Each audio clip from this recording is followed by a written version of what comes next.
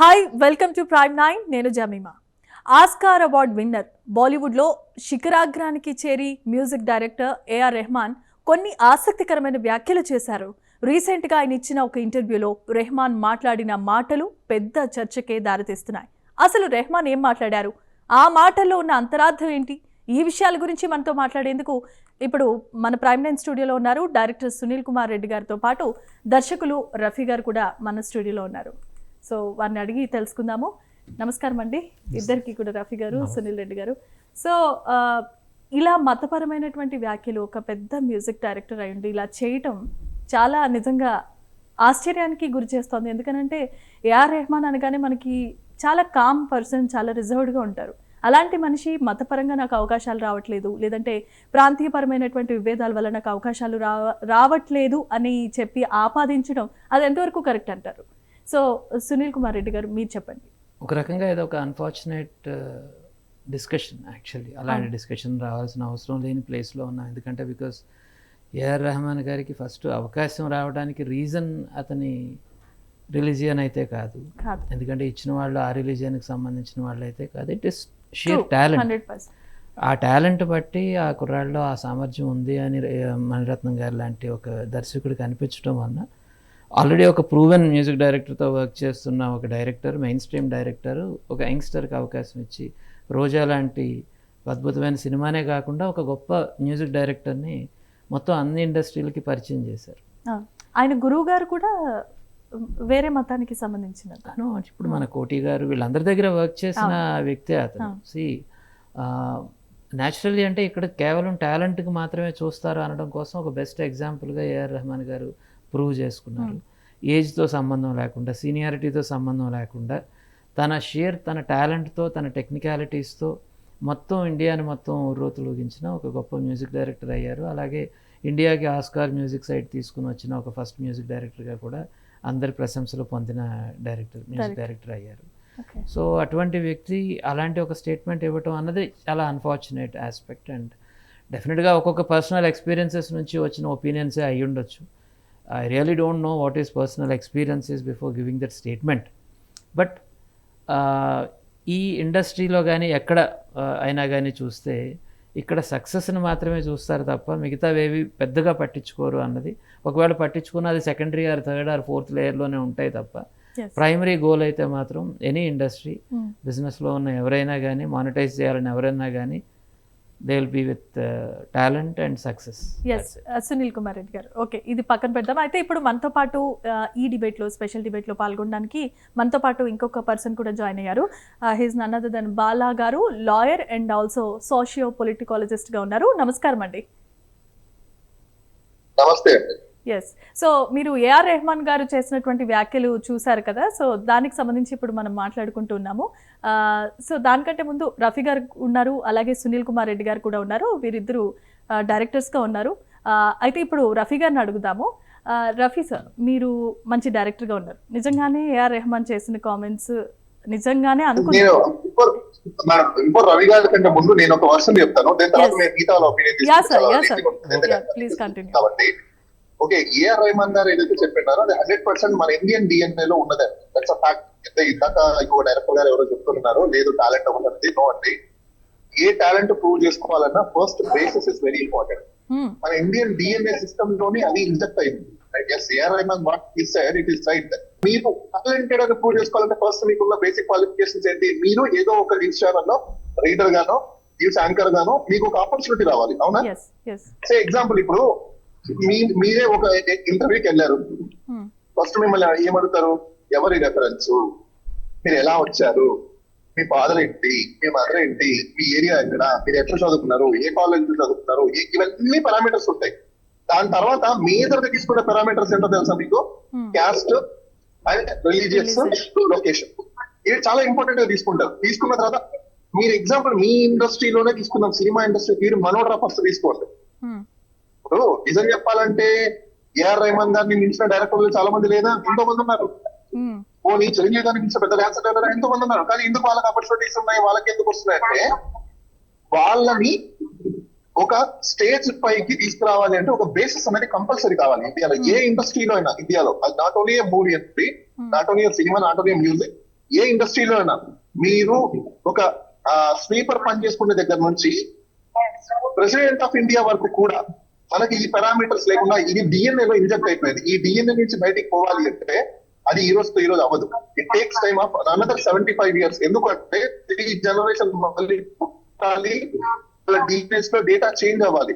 మనం అందరం అనుకుంటున్నాం ఏ టెక్నాలజీ ఈ రోజు వచ్చింది, ఏ టెక్నాలజీ ఇవాళ చూస్తున్నాం, ఏ టెక్నాలజీ ఎప్పుడో ఉన్నాయండి. ఏకి కోడింగ్స్ ఏంటో తెలుసు అప్పట్లో భగవద్గీత, ఖురాను, బైబిల్, ఈ 3. అందులో ఆల్రెడీ ఒక లాంగ్వేజ్ ఉంది. ఆ లాంగ్వేజ్ ప్రకారమే మనం బతకాలి, ఆ లాంగ్వేజ్ ప్రకారమే మనం నడవాలి, ఆ లాంగ్వేజ్ ప్రకారమే మనం జీవించాలి. ఇది అప్పట్లో ఉన్న ఒక కోడింగ్ లాంగ్వేజ్. ఆ డేటానే మన మైండ్ లో ఇంజెక్ట్ చేశారు. మనం ఒక ఏ రోబోట్స్ అనమాట. We're not human beings. ఒకప్పట్లో వీఆర్ హ్యూమన్ బీయింగ్స్. ఆ ఏ పుస్తకంలో ఏదైతే ఉందో, ఆర్టిఫిషియల్ ఇంటెలిజెన్స్ ఏదైతే ఆల్రెడీ కోడింగ్ లాంగ్వేజ్ ఉందో, that language already injected in our DNA system. ఆ DNA సిస్టమ్ నుంచి బయటికి వస్తే తప్ప ఇప్పుడు AR రెహమాన్ ఎందుకు చెప్పగలిగారంటే అతనికి ఫ్రీడమ్ వచ్చింది. ఇప్పుడు ఒక స్టేజ్కి వెళ్ళిన తర్వాత, ఒక స్టేజ్ లో అక్కడ నిల్చుకున్న తర్వాత then he can speak out. అదే ముందు చెప్పడనుకోండి అసలు అతనికి ఎవరు కూడా ఛాన్స్ కూడా ఇచ్చే అవకాశాలు కూడా లేవు. ఇది ఫ్యాక్ట్. ఇది మనం నమ్మాలి. ఎందుకు నమ్మాలి అనుకుంటున్నానంటే మన మీద హార్ట్ మీద చేసుకొని మనమే ప్రశ్నించుకుందాం. ఫస్ట్ మనకు నచ్చిన వాటికి ఆపర్చునిటీ ఇస్తామా, నచ్చని వ్యక్తికి ఆపర్చునిటీ ఇస్తామా? నచ్చాలి అంటే ఎన్ని పారామీటర్స్ ఉంటాయి. The same thing is happen for every ఓట్ యూ. ఎస్ చాలా వెల్ సెడ్ బాలా గారు. అయితే మనతో పాటు మన రఫీ గారు కూడా ఉన్నారు. చూద్దాం ఆయన ఏం చెప్తారు. సునీల్ కుమార్ రెడ్డి గారు చెప్పింది ఏంటంటే అది అసలు రీజనే కాదు అని చెప్పి ఆయన అంటున్నారు. రఫీ గారు ఏం చెప్తారు? రఫీ గారు ఎందుకంటే మీరు కూడా ఒక ముస్లిం, మీరు ఇండస్ట్రీలో ఎన్నో సంవత్సరాల నుండి ఉన్నారు. నిజంగానే అలాంటివి జరిగితే మీకు ఇన్ని ఆపర్చునిటీస్ వచ్చేవా, ఇన్ని సినిమాలు చేయగలిగేవాళ్ళు? ఏమంటారు? అయితే మేడం గారు, నేను ముస్లిం కంటే ముందు నేను ఇక్కడ సిటిజన్ని. నేను ఏ అంశం వచ్చినా, ఏ సమస్య వచ్చినా నేను ఫస్ట్ చూసేది రాజ్యాంగం. ఆ రాజ్యాంగాన్ని మనం పరిగణలోకి తీసుకున్నప్పుడు రెహమాన్ వాక్ స్వాతంత్ర్యం ఉంది కాబట్టి ఆయన ఫ్రీడమ్ ఆఫ్ స్పీచ్, ఆయన మనో ఆవేదన, ఆయనకు ఉన్నది ఏది ఉన్నా కూడా చెప్పుకునే స్వేచ్ఛ ఉంది. ఆయన దేన్ని కూడా కించపరచలేడు. ఆయన జస్ట్ ఒక వర్డ్ వాడింది, ఏంది పవర్ షిఫ్ట్ అన్నాడు. పవర్ షిఫ్ట్ అనడం ఆయనకు అనిపించింది, ఆయన చెప్పిండు. హేళన చేయలేదు, బూతులు మాట్లాడలేదు, అగ్రెసివ్గా అనలే. దాంట్లో డౌటే లేదు. మనం రెహమాన్ గారిని ఎప్పటి నుంచో చూస్తున్నాం. ఆయన ఒక లెజెండరీ. ఆ స్టేజ్కి వచ్చిందంటే ఆయన మెంటల్ బ్యాలెన్స్ కూడా కరెక్ట్ ఉంటుంది, ఆయన మెచ్యూరిటీ లెవెల్స్ బాగుంటాయి, కమ్యూనికేషన్ స్కిల్స్ కూడా ఉంటాయి, టాలెంట్ అయితే ఎక్స్ట్రాడినరీ, మనం చెప్పే అవసరం లేదు. అట్లాంటి వ్యక్తి ఆయనకు తోచింది ఏదో చెప్పాడు. ఆయన ఎందుకు చెప్పాడు, ఎందువల్ల చెప్పాడు అనేది ఆయన మనసుకు తెలిసి ఉంటుంది. ఆయన జీవన ప్రయాణంలో ఆయన అనుభవించిన అంశాలు ఆయనకు తెలిసి ఉంటాయి. అయితే జనాలు ఒక మనిషి మాట్లాడి ఒక పదం అనగానే ట్రోలింగ్ చేసి ఆయన ఎంబడి పడిపోతున్నారు చూసారా, అది కరెక్ట్ కాదనేది నా అభిప్రాయం. ఎందుకంటున్నాను నేనంటే అది ఆ పాయింట్. ఆయన పవర్ షిఫ్ట్ ఏమో అని అన్నాడంటే మీరు ఎలా అంటారని ఆ ఇంటర్వ్యూ తీసుకునేనైనా అడగాలి, మిగతా వాళ్ళైనా అడగాలి. ఆయనకు తోచితే ఆయన కారణం ఆయన చెప్తాడు. మనకు ఆ వినే ఓపిక, అంత సహనం మనకు ఇంకా ఉన్నదా? సహనం ఉండాలి కదా. ఆయన ఆలోచనను వ్యక్తపరచనీయాలి. ఆయన ఒక ఇంటర్వ్యూలో ఒక పదం జారంగానే ఆయనను పట్టేసుకొని ఏ రకంగా అయితే తీసుకుపోతున్నారో దానికి నేను వ్యతిరేకం. తర్వాత ఇప్పుడు మీరు అడిగిన అంశం ఏదైతే ఉన్నదో, ఆయన ముస్లిం కాబట్టే ఆయనకు అవకాశాలు దొరుకుతలేవా అనేది సెకండరీ నా దృష్టిలో. ఫస్ట్ ఒక పౌరుడిగా ఆయన ఈ దేశానికి ఒక ఓనర్, ఒక యజమాని, ఒక పౌరుడు. ఆయన ఏమైనా చెప్పగలడు, చెప్పాలనేది రాజ్యాంగంలో ఉంది, ఆయన చెప్పిండు, అయిపోయింది అది. ఇప్పుడు ముస్లిం కాబట్టి అవకాశాలు వస్తలేవా, వివక్ష అనేది ఉందా అనే మీ ప్రశ్నకు వివక్ష ఉన్నదా లేదా అనేది ఒక సైకాలజికల్ గేమ్. ఇది ఇవన్నిటిని కూడా నడిపేది రాజకీయ శక్తులు. అదొక పెద్ద బిజినెస్ స్ట్రాటజీ లాంటిది. ఇప్పుడు ఒకళ్ళు ప్రాంతం అని రావచ్చు, ఒకళ్ళు రిలీజియన్ అని రావచ్చు, ఒకళ్ళు క్యాస్ట్ ఈక్వేషన్స్తో రావచ్చు. రకరకాల స్ట్రాటజీస్, టెక్నిక్స్తో సమాజాన్ని, పబ్లిక్ని ప్రభావితం చేస్తాయి. అదంతా కూడా ఏంటంటే వాళ్ళ మనుగడ కోసం చేసే పనులు ఇవి. దీనికి సహకరించేది మీడియా. ఇప్పుడు ఒక భావజాలానికి కొందరు మీడియాలు పనిగట్టుకొని ప్రచారం చేస్తారు, ఇంకొక భావజాలానికి పనిగట్టుకొని వేరే వాళ్ళు ప్రచారం చేస్తారు. అయితే ఈ మీడియా, ఈ పాలిటిక్స్ కలిపి కామన్ పీపుల్ బ్రెయిన్స్ మొత్తం కూడా వాష్ చేసేసినాయి. ఇప్పుడు నాకు ఒక వ్యవస్థ కానీ, ఒక మీడియా కానీ రాజ్యాంగాన్ని బోధించేది కానీ, మానవత్వాన్ని బోధించేది కానీ, ఒక ప్రేమ ఆప్యాయతలు చెప్పేటి కానీ చాలా అరుదు, కనపడట్లేదు. ఆ దిశలో బోధనలు జరిగినప్పుడు ఒక పిల్లగాడు స్కూల్ నుంచి కాలేజ్ డిగ్రీ వచ్చే వరకు ఎక్కడ పోయినా ఇట్లాంటి వాతావరణము అభివృద్ధి దిశగా టెక్నాలజీ కానివ్వండి, సైన్స్ కానివ్వండి, సోషల్ కానివ్వండి, ఏదైనా కూడా ఆ సబ్జెక్ట్స్లో ఒక పరిణతి, ఆ దృష్టికోణంతో మనం పోయినప్పుడు దేశానికి అభివృద్ధి ఉంటుంది, స్వేచ్ఛ ఉంటుంది, అన్నీ ఉంటుంది. ఇక్కడ ఏమైపోతుంది, మిడిమిడి జ్ఞానం రాగానే ఎటో దిక్కు పౌరులు డైవర్ట్ అయిపోతుండ్రు ఈ మీడియాల ప్రభావం వల్ల. అది ఇది తర్వాత ఇప్పుడు సోషల్ మీడియా ఈజీ, ప్రతి మనిషి ఏది చెప్పినా ఇష్టం వచ్చినట్టు చెప్పేటట్టు ఉన్నది, స్వేచ్ఛ ఉంది. గతంలో కూడా పెద్ద పెద్ద ఫిలాసఫర్స్ ఈ ఎవల్యూషన్ని చేంజ్ చేసే ఆలోచన చెప్పినప్పుడు వాళ్ళకి ఇట్లాంటి గతే పట్టింది. అందరు ఒక మూస ధోరణిలో ఉన్నప్పుడు ఏదైనా మంచి ఒక ఆలోచన చెప్పినప్పుడు అరే వీడు పిచ్చోడు, వీడు ఎడ్డోడు, వీడు రాంగ్, ఇది వీడు బద్మాష్ అని ఒక క్రిటిసైజ్ చేయడము, ఆ క్రౌడ్ మొత్తం ఉమ్మడిగా అటాక్ చేయడం అనేది దుర్మార్గం. దీంట్లోంచి మనం ఎవాల్వ్ కావాలి, మన దేశ పౌరులు కానీ మనం కానీ. ఇది నేను ఇప్పుడు కాదు, మొదటి నుంచి ఈ పరంపర వస్తూనే ఉన్నది. కాబట్టి దీనికి మనం దేశంలో బతకడానికి ఒక మనకు వచ్చిన హక్కులేంటి, అదేంది అన్నప్పుడు రాజ్యాంగాన్ని చదివి ఉన్నప్పుడు దీని మీద చర్చే ఉండదు. రాజ్యాంగం తీసినప్పుడు ఆయనకు తోచింది ఆయన చెప్పిండు, ఆ పదాన్ని పట్టుకొని మనం చర్చలు పెట్టి దీని మీద ఒక పెద్ద యుద్ధం చేసే అవసరం లేదు. తర్వాత థర్డ్ పాయింట్ మీరు అడిగినారు, వివక్ష ఉన్నదా లేదా. వివక్ష ఉన్నదా లేదా అనేది గతంలో వివక్షలు ఇట్లాంటి ఏవైతే డిస్క్రిమినేషన్స్ ఉన్నాయో మెల్లమెల్లగా అంతమయ్యే స్టేజ్కి వచ్చే క్రమంలో, ఎందుకంటే నేను కూడా భూమి మీద పుట్టిన నా టీచర్స్ నాకు ఏం నేర్పినరు, నాకు నేను స్కూల్లో నేర్చుకున్నదే మాట్లాడుతున్నా. ఇప్పుడు ఏదో పెద్ద రాకెట్ సైన్స్ కాదు, నాకు వాళ్ళు సివిక్స్ అనే దాంట్లో ఏదైతే పుస్తకంలో నేర్పినరో నేను అదే ఇవాళ మాట్లాడుతున్నా. అయితే నేను అనేది ఏంటంటే మా టీచర్లు నేర్పింది నేను మాట్లాడుతున్నా. ఇవాళ దౌర్భాగ్యం ఏంటంటే టీచర్లు కూడా రాంగ్ ట్రాక్లు ఉన్నారు, టీచర్లు కూడా ఓట్లకు పైసలు తీసుకుంటారు, టీచర్లు కూడా అక్రమాలు చేస్తుండ్రు, టీచర్లు కూడా రియల్ ఎస్టేట్ దందాలు చేస్తుండ్రు. టీచర్ సిస్టమ్ అంతా కరప్టెడ్ అయిపోయింది. అప్పుడు ఏమైపోతుంది, కూర్చున్న వాళ్ళందరు పౌరులు సోషల్ మీడియా పట్టుకొని ఇక రెహమాన్ దొరికిండు ఇప్పుడు వాళ్ళకు. ఆయన ఒక ఇంటర్వ్యూ అన్నాడు, ఆయన థాట్ చెప్పిండు, ఆయన వదిలేసేయాలి. ఎంతో మంది ఎన్నో చెప్తూ ఉంటారు, కొందరైతే విషం చిమ్ముతూ ఉంటారు, వాళ్ళ మీద ట్రోల్ చేయండి. ఈయనేమన్నా విషం చిమ్మిండా, ఈయన ఎవరికన్నా భంగం చేసిండా, ఆయనే ఆలోచన ఆయన చెప్పిండు. ఆయన ఒక పాయింట్ చేసి ఉండొచ్చు, ఏమైంది పవర్ షిఫ్ట్ అవ్వడం వల్ల ఈ డిస్క్రిమినేషన్ ఉండుండొచ్చు అన్నాడు ఆయన. నేను అనేది ఏంటంటే 100% ఇప్పుడు బాలాగారు చెప్పినట్టు అట్లాంటి కోలమానాలు లేవా సమాజంలో. ఇప్పుడు మీరు ఇంటర్వ్యూకి వెళ్తారు ఒక వ్యవస్థలో, ఒక పెద్ద మీడియా సంస్థనే అనుకోండి, దాంట్లో అందరు అదే సామాజిక వర్గం ఉంటారు. ఫర్ ఎగ్జాంపుల్ ఇప్పుడు ఆంధ్ర తెలంగాణ వివక్ష ఆత్మగౌరవ పోరాటమే కదా తెలంగాణ ఉద్యమం, అది వివక్షనే కదా. ఇప్పుడు హిందూ ముస్లిం, ఇప్పుడు ఎంఐఎం వాళ్ళు ముస్లిం అని అంటుండ్రు, బీజేపీ వాళ్ళు హిందూ అంటుండ్రు, వాళ్ళు వీళ్ళు ఒకటే. ఇప్పుడు అకోలాల ఎలక్షన్స్ ఎట్లయినాయి, షిందేను వీళ్ళిద్దరు టైఅప్ అయ్యే ఓడించే ప్రయత్నం చేసిండ్రు. అంటే వాళ్ళు ఎంత తెలివిగల్లోళ్ళు, వాళ్ళ రాజకీయ ఉనికికి ఈ కార్డ్స్ వాడుతుండ్రు, వాళ్ళు వెళ్ళిపోతుండ్రు, సమాజం మొత్తం ఆగమాగం అయిపోతుంది. అంటే ఈ ట్రాప్లో పడిపోయి అదే ఏఆర్ రెహమాన్ ముస్లిం గాలే అనుకోండి ఫర్ ఎగ్జాంపుల్, ఇంత ట్రోలింగ్ జరిగేదా? ఇది కూడా ఆలోచించాలి. అక్కడ ఒక పాయింట్ దొరికింది, ఆయన వెనక పడిపోతున్నారు మొత్తం. ఆయన హిందూ పాటలు ఏ పాటలైనా చేసిండు, అన్ని చేసిండు. ఆయనకి ఎక్కడిది డిస్క్రిమినేషన్? నేను అనుకోవడం ఏంటంటే ఒక పౌరుడుగా ఆయన నచ్చిన ధర్మంలో ఆయన కన్వర్ట్ అయ్యిండు, ఇది నచ్చకుంటే ఇంకో దాంట్లో కన్వర్ట్ అవుతాడు. అదే పౌరునిగా ఆయన హక్కు, ఆయన ఇష్టం. ఆయనకు వివక్ష జరిగిందనేది ఆయన ఫీల్ అయ్యిండో లేకుంటే ఆయన ఇన్సెక్యూర్గా భావించి చెప్తుండో ఆయన చెప్పనియాలి, ఆయన ఇష్టం అది. నువ్వు ఆయన ఇష్టం మీద నువ్వు దౌర్జన్యం దుర్మార్గంగా ఎంబడి పడడం అనేది నేను సహించా.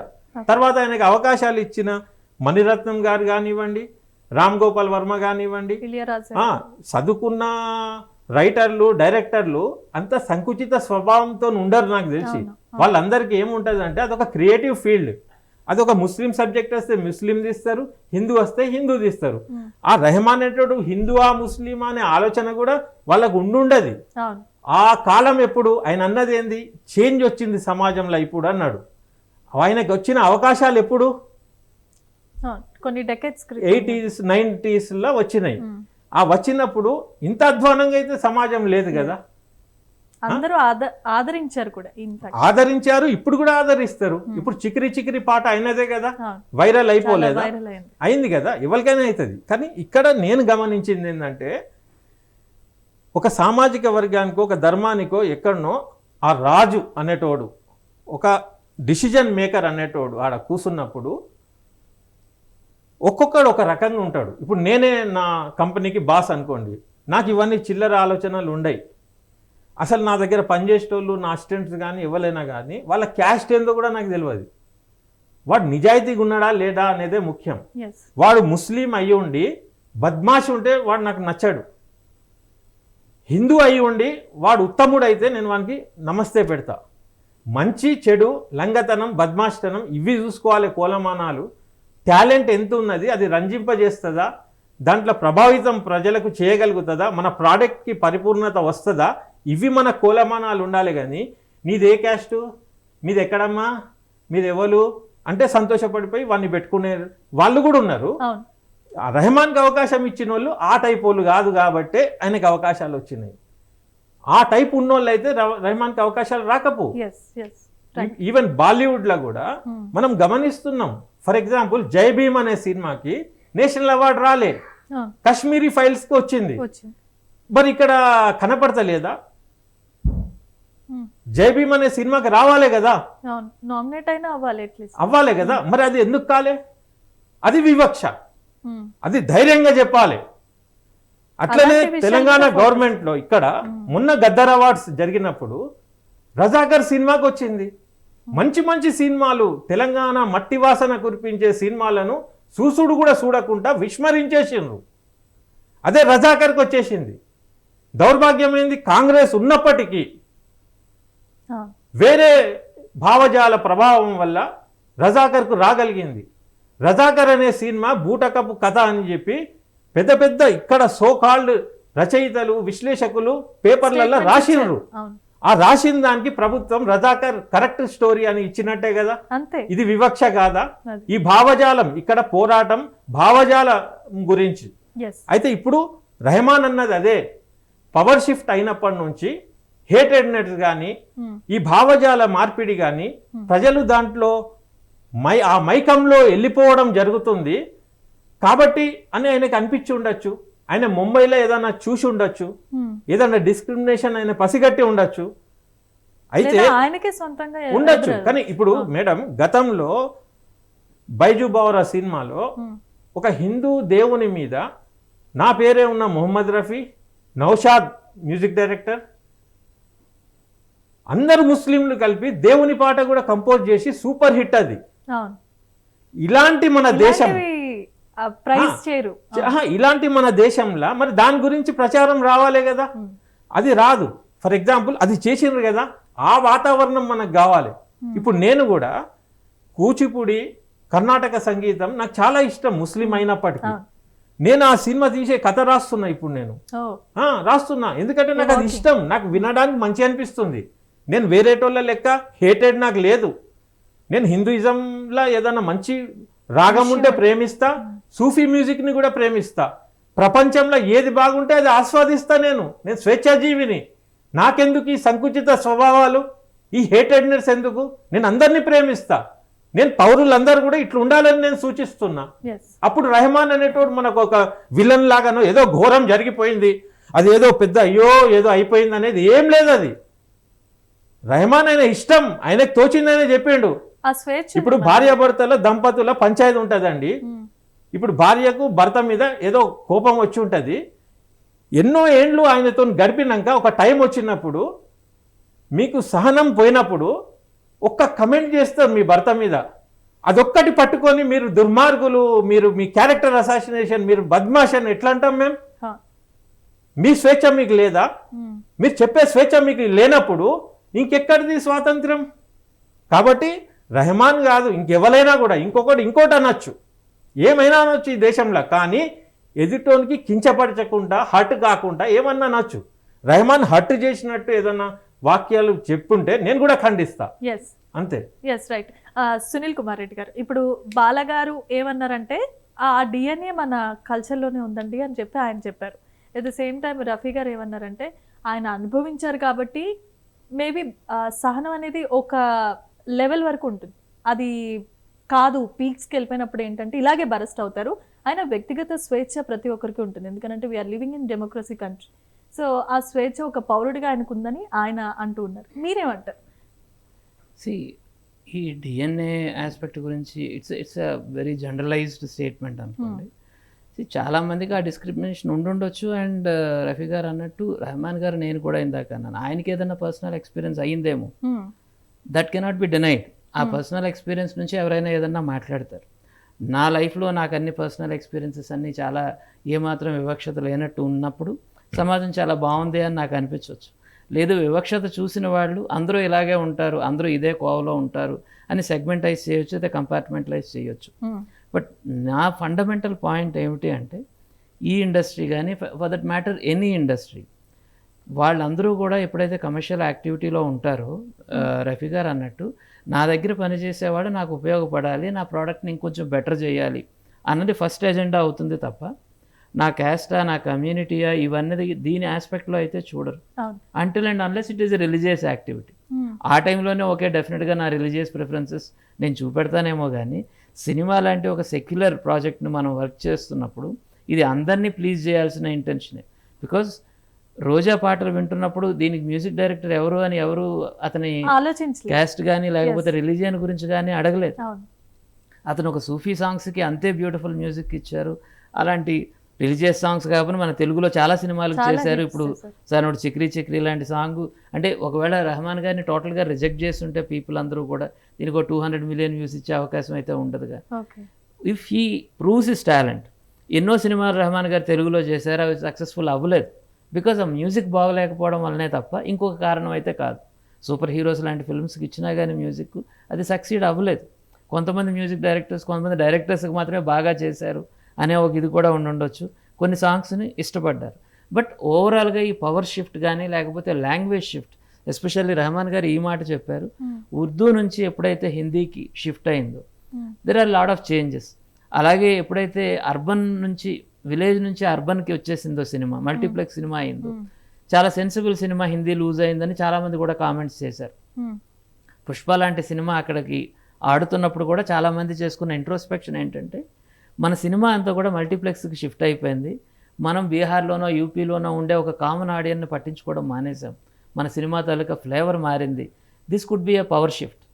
ఓవరాల్గా ఈ కల్చరల్ షిఫ్ట్ కానీ పవర్ షిఫ్ట్ వలన కానీ కొన్నిసార్లు కొన్ని ఆపర్చునిటీస్ పోతాయి. ఫర్ ఎగ్జాంపుల్, మన క్లాసికల్ మ్యూజిక్ చేసే ఒక రోజుల నుంచి సడన్గా ఒక ఫాస్ట్ బీట్ వచ్చింది అనుకోండి, ఆ ర్యాప్లోకి వచ్చిన వాళ్ళనే అప్పుడు మూమెంటంలో ఉంటారు.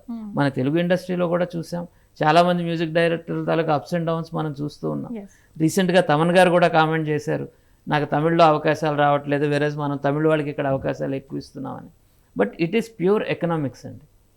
రెహమాన్ గారిని కానీ లేకపోతే ఇంకొక లాంగ్వేజ్కి తీసుకుంటున్నారు అంటే రీజన్ ఏంటంటే వాళ్ళ వలన మనకు ఉపయోగపడుతుందా లేదా అని. ఇంత హయ్యెస్ట్ రెమ్యూనరేషన్ ఇతనికి ఇవ్వడం వర్త్ అవునా కాదా, ఇవన్నీ కూడా క్యాలిక్యులేట్ చేసుకుంటారు. Ultimately it is business. So ఆ బిజినెస్ తర్వాత మిగతా అన్ని కేటగిరీస్ వస్తాయి, అంతే తప్ప అదే ఫస్ట్లో ఉంటుందని అయితే నేను అనుకోను. Because being in the industry for the last 25 years I see it is the success that which matters and talent that which is more important sometimes. కానీ టాలెంట్ కంటే కూడా సక్సెస్ ఎక్కువ ఇంపార్టెంట్ అయిన సందర్భాలు మనం చాలాసార్లు చూస్తాం. ఏదన్నా ఒక సినిమా సక్సెస్ అయ్యింది అంటే సో దాని ప్రకారం ఆ సక్సెస్ మీద వెళ్తారు. అంతకంటే టాలెంట్ ఉన్న వాళ్ళు కూడా ఉంటారు. సార్ అన్నట్టు అంతకంటే బెటర్ డ్యాన్స్ వచ్చిన వాళ్ళు ఉండొచ్చు, అంతకంటే బాగా పాడేవాళ్ళు, కంపోజ్ చేసేవాళ్ళు ఉండొచ్చు. కానీ వాళ్ళు ఎవరైతే సక్సెస్లో ఉన్నారో వాళ్ళ వెంట ఇండస్ట్రీ వెళ్తుంది. వాళ్ళకి 2-3 ఫెయిల్యూర్స్ అయిన తర్వాత పక్కన పెడుతూ ఉంటారు. ఎప్పుడైతే సినిమాలో ఓవరాల్ ఒక షిఫ్ట్ తీసుకుంటుందో అలాంటప్పుడు ఈ ఓల్డ్ ఎకానమీలో ఉన్న వాళ్ళు కొంతమంది లూజ్ అవుట్ అవుతూ ఉంటారు గేమ్లో. వాళ్ళు అప్డేట్ చేసుకోవాలి మేబీ, వాళ్ళు దానికి అడాప్టబుల్ అవుతేనే వాడు దాన్ని ఎక్స్పీరియన్స్ చేయగలుగుతారు. బట్ డెఫినెట్గా ఏఆర్ రెహమాన్ గారు చెప్పిన స్టేట్మెంట్ కొంత పెయిన్ఫుల్ ఎందుకు అని అంటే because it is giving a wrong signal అనేది కొంతమంది ఫీలింగ్ అయి ఉండొచ్చు. ఒపీనియన్ బికాస్ ఇదే ఇలాంటి ఒపీనియన్లో ఉంటారేమో ఇండస్ట్రీలో మిగతా వాళ్ళు అనే ఒక పెర్సెప్షన్ క్రియేట్ అవ్వకూడదు అన్నది ఒకటే ఇంటెన్షన్ తప్ప అతని పర్సనల్ ఒపీనియన్ ఎక్స్ప్రెస్ చేయడానికి he's 100% open and he should be open enough like you know. అలాగే అందరం కూడా యాక్సెప్ట్ చేయడానికి కూడా ప్రిపేర్డ్గా ఉండాలి. దాని గురించి మనం కామెంట్ చేసే అవకాశం ఉండకూడదు. కానీ ఇట్ ఈస్ వెరీ అన్ఫార్చునేట్ అలాంటి ఒక పర్సనాలిటీ అలాంటి ఒక స్టేట్మెంట్ ఇవ్వటం అన్నది ఒక అన్ఫార్చునేట్ సినారియో. అతను చెప్పడం అన్ఫార్చునేట్ అనటం లేదు, అలాంటి ఒక సినారియో ఎరైజ్ అవ్వటం అన్నది అన్ఫార్చునేట్ అంటున్నారు. ఓకే, బట్ మీరు ఇందాక అర్లియర్ యూ స్పోక్ అబౌట్ అది కాదు తప్పు అది, ఎందుకనంటే మహానుభావులు చాలా మంది ఆపర్చునిటీ ఇచ్చారు అది. అదే నేను చెప్తున్నా, అతను ఆ మాట అనడం చాలా అన్ఫార్చునేట్ అని ఎందుకు అంటున్నానంటే బికాజ్ అతని రిలీజియన్ ఇంపార్టెంట్ లేబుల్ అయి ఉంటే అతనికి బేసికలీ ఫస్ట్ ఆఫ్ ఆల్ అవకాశాలు వచ్చుండేవి కావు కదా. He was accepted because of his talent. I'm always telling because of the talent and after that his success and after that his success. Roja లాంటి సినిమాలు చేసిన తర్వాత తెలుగులో పల్నాటి పౌరుషం లేకపోతే సూపర్ హీరోస్ అని సినిమా చేసిన తర్వాత ఆ రెండు తెలుగులో సక్సెస్ఫుల్ కాకపోవడం వలన పోనీ నాని కానీ పులి కానీ కొన్ని సినిమాలు తెలుగులో ఇప్పటివరకు రెహమాన్ గారికి సక్సెస్ఫుల్ లేవు. అందుకని రెహమాన్ గారికి అంత ఎక్కువ ఆపర్చునిటీస్ రాలేదు, ఒక అనిరుద్ధ్ గారికి వచ్చినట్టు లేకపోతే ఇంకొకరికి వచ్చినట్టు. ఓకే, బట్ ఇప్పుడు మళ్ళీ చికిరి చికిరితో he proved it. Maybe after that ఇంకొక 10 మంది అతను వెంట పడతారు. Not because he's Muslim, Christian, Hindu, nothing, because he's successful. అంతకుముందు అతను సక్సెస్ఫుల్ కాలేదు సూపర్ హీరోస్ అనే ఫిల్మ్తో, అందుకని తెలుగు డైరెక్టర్లు చాలామంది అతన్ని ప్రిఫర్ చేయలేదు. వెరేస్ అతనికి తాళ్ళలో అవకాశం ఇచ్చినా లేకపోతే ఆర్జీవి గారు కానీ సుభాష్ గాయ్ గారు కానీ వీళ్ళందరూ కూడా they are from other communities only. But వాళ్ళు సక్సెస్ ఇచ్చారు కాబట్టి he was on the top. దీంట్లో ఒక రాక్ స్టార్ లాంటి ఫిల్మ్కి ఒక టెరిఫిక్ మ్యూజిక్ ఇచ్చారు, సూఫీ సాంగ్స్ కానీ ఇవన్నీ కూడా. ఈ literally everybody loved, not only just ఇండియాలోనే కాకుండా వరల్డ్ సినిమా కూడా అతన్ని ఇష్టపడింది కాబట్టి ఆ జై హో అనే దానికి ఆస్కార్ కూడా సార్కి ఇవ్వడం జరిగింది. So ultimately here success and talent matters. Money is the most secular product in this country. ఆ మనీకి ఏ రిలీజియన్ ఉండదు, క్యాస్ట్ ఉండదు, ఏమి ఉండదు. If you can earn that money everybody will be with you. So ఆ టికెట్ పుల్లింగ్ కెపాసిటీ ఎవరికి ఉంటుందని చూస్తారు తప్ప వాళ్ళు ఖాన్ ఫ్యామిలీస్ నుంచి వచ్చారా, రోషన్ ఫ్యామిలీస్ నుంచి వచ్చారా, nothing. They are pulling audience or not, is it good economics or not, that's what matters. Commercial వేలో ఉంటుంది. అయితే ఇప్పుడు దేశంలో వివక్ష లేదు అని నేను అన్నా అనుకోండి, నేను మూర్ఖుణ్ణి. నేను అనేది ఏంటంటే బాలగారు కూడా ఇందాక అదే చెప్పారు. కాదు అంటే ఆయన డిఎన్ఏ వరకు వెళ్ళిండు, నేను అంత లోతుకి వెళ్ళా ఆయన చెప్పిన పాయింట్ కాబట్టి. నేను ఇప్పుడు డిఎన్ఏ కాదు, పుట్టేసిన తర్వాత ప్రకృతి పరంగా మాట్లాడతా. అయితే ఇండస్ట్రీ వరకు యాజ్ అ డైరెక్టర్ ప్రొడ్యూసర్గా మా అభిప్రాయాలు ఇవి, కరెక్టే అది. ఓకే, ఇప్పుడు నేను సినిమా తీస్తున్నా, ఎవడో నాకు తెలిసినవాడు అని చెప్పి పెట్టి వాడికి టాలెంట్ లేకుంటే నేను మునుగుతా. నాకు తెలియనోడు కూడా ఎవడన్నా ఎక్స్ట్రాడినరీ ఉంటే నేను పిక్ చేసుకొని నా ప్రోడక్ట్ని బ్రహ్మాండంగా చేసుకుంటా. ఇది క్లారిటీ. వివక్ష ఎక్కడ వస్తుందంటే ప్రభుత్వాలు జోక్యం చేసుకున్న దాంట్లో వస్తుంది. ఇప్పుడు అవార్డులు ఇవ్వాలనుకోండి, ప్రభుత్వానికి అనుసంధానంగా ఉండేటోళ్లకు పైరవీలు చేసుకొని ఆ ఇంపాక్ట్ ఉంటుంది అక్కడ, అది వివక్ష. ప్రభుత్వాలు ఎట్లా పవర్ షిఫ్ట్ అయినప్పుడు ఒక పవర్లు ఉన్నప్పుడు కొందరికి అవార్డులు వస్తున్నాయి, ఇంకో పవర్ షిఫ్ట్ అయినప్పుడు వేరేటోళ్ళకి అవార్డులు వస్తున్నాయి. ఓకే, ఈ అవార్డులు కూడా ఎట్లుంటాయంటే ఒక కళాకారుడికి అది ఎంతో ఉత్సాహం ప్రోత్సాహం ఇస్తాయి. అవి నీ ప్రోడక్ట్ బ్రహ్మాండంగా చేసి కూడా దానికి దక్కంది ఏదో ఉల్టా పల్టా ఎవడో తెలిసినోనికి ఇచ్చితే ఎట్లుంటుందో అట్లాంటి సినిమాకు మన కళ్ళ ముందే మనం సజీవంగా చూస్తున్నాం. దాంట్లో ఉండే జ్యూరీలు ఎవరు ఉంటారు, ప్రభుత్వానికి అనుసంధానంగా ఉండేటోళ్ళనే పెట్టుకుంటారు పైరవి. ఇదంతా ఒక సినారియోగా పోతుంది. అక్కడ వస్తుంది వివక్ష. ఇదే సినిమా వాళ్ళను వాళ్ళ పాలన వాళ్ళని వదిలేస్తే వివక్ష లేకుండా మంచిగా నిర్వహించుకుంటారు. కానీ వీళ్ళు పోయి వాళ్ళని కలుసుడు, వాళ్ళు వీళ్ళతో కుమ్మక్కవుడు, రేట్లు పెంచుడు, టికెట్లు పెంచుడు, కమిషన్లు, ఏదైతే సంస్కృతి ఉన్నదో ఆ సంస్కృతిలో వివక్షలు వస్తున్నాయి. ఎందుకంటే వేరే వ్యవస్థ జోక్యం చేసుకుంటుంది. వాళ్ళకి సినిమా పేను, టేస్ట్, ఆర్ట్ వాళ్ళకి ఏం తెలుసు, తెలియదు. కానీ పవర్ ఉన్నది కాబట్టి వీళ్ళు కూడా వాళ్ళ మాట వింటారు. అయితే ఎలా ఇంపాక్ట్ అవుతాయి అంటే 2 రకాలు అవుతాయి. ఒక ప్రోత్సాహం ఉత్సాహం జరిగేదానికి, రేట్లు టికెట్లు ఇట్లాంటి వెసులుబాటు కల్పించడానికి, ఇరు పక్షాలలో లాభాలు ఉంటాయి కాబట్టి అవన్నీ కనపడని ప్రపంచం అది. ఇప్పుడు డైరెక్ట్గా ఒక సినిమా రేట్ పెంచినరు, ఆ పైరవికారుడికి పెంచినోడికి ప్రభుత్వానికి ఎంత ముట్టినాయో పేపర్లు ఉంటుందా, టీవీలు ఉంటుందా, ఎవడన్నా చెప్తాడా? అది కనపడని ప్రపంచం. వెరీ కాన్ఫిడెన్షియల్ ఉంటుంది. అది పేపర్లో లెక్కలు రావు. అవి ఒకరికి పెంచుతారు, ఒకరికి పెంచరు. లావాదేవీలు సెట్ అయితే లేకుంటే లేదు. ఇది వివక్ష. సో ఇది దాని పరిభాష ఇప్పుడు ఏ ఇండస్ట్రీలోనైనా, బిజినెస్ అయినా Bollywood కానీ, అప్పుడప్పుడు Tollywood ఏమవుతుంది వినండి. ఇప్పుడు నేను ఒక సినిమా తీస్తున్నా, దానికి పెద్ద హైప్ ఇచ్చి ఇన్ని కోట్లు అంటున్నా.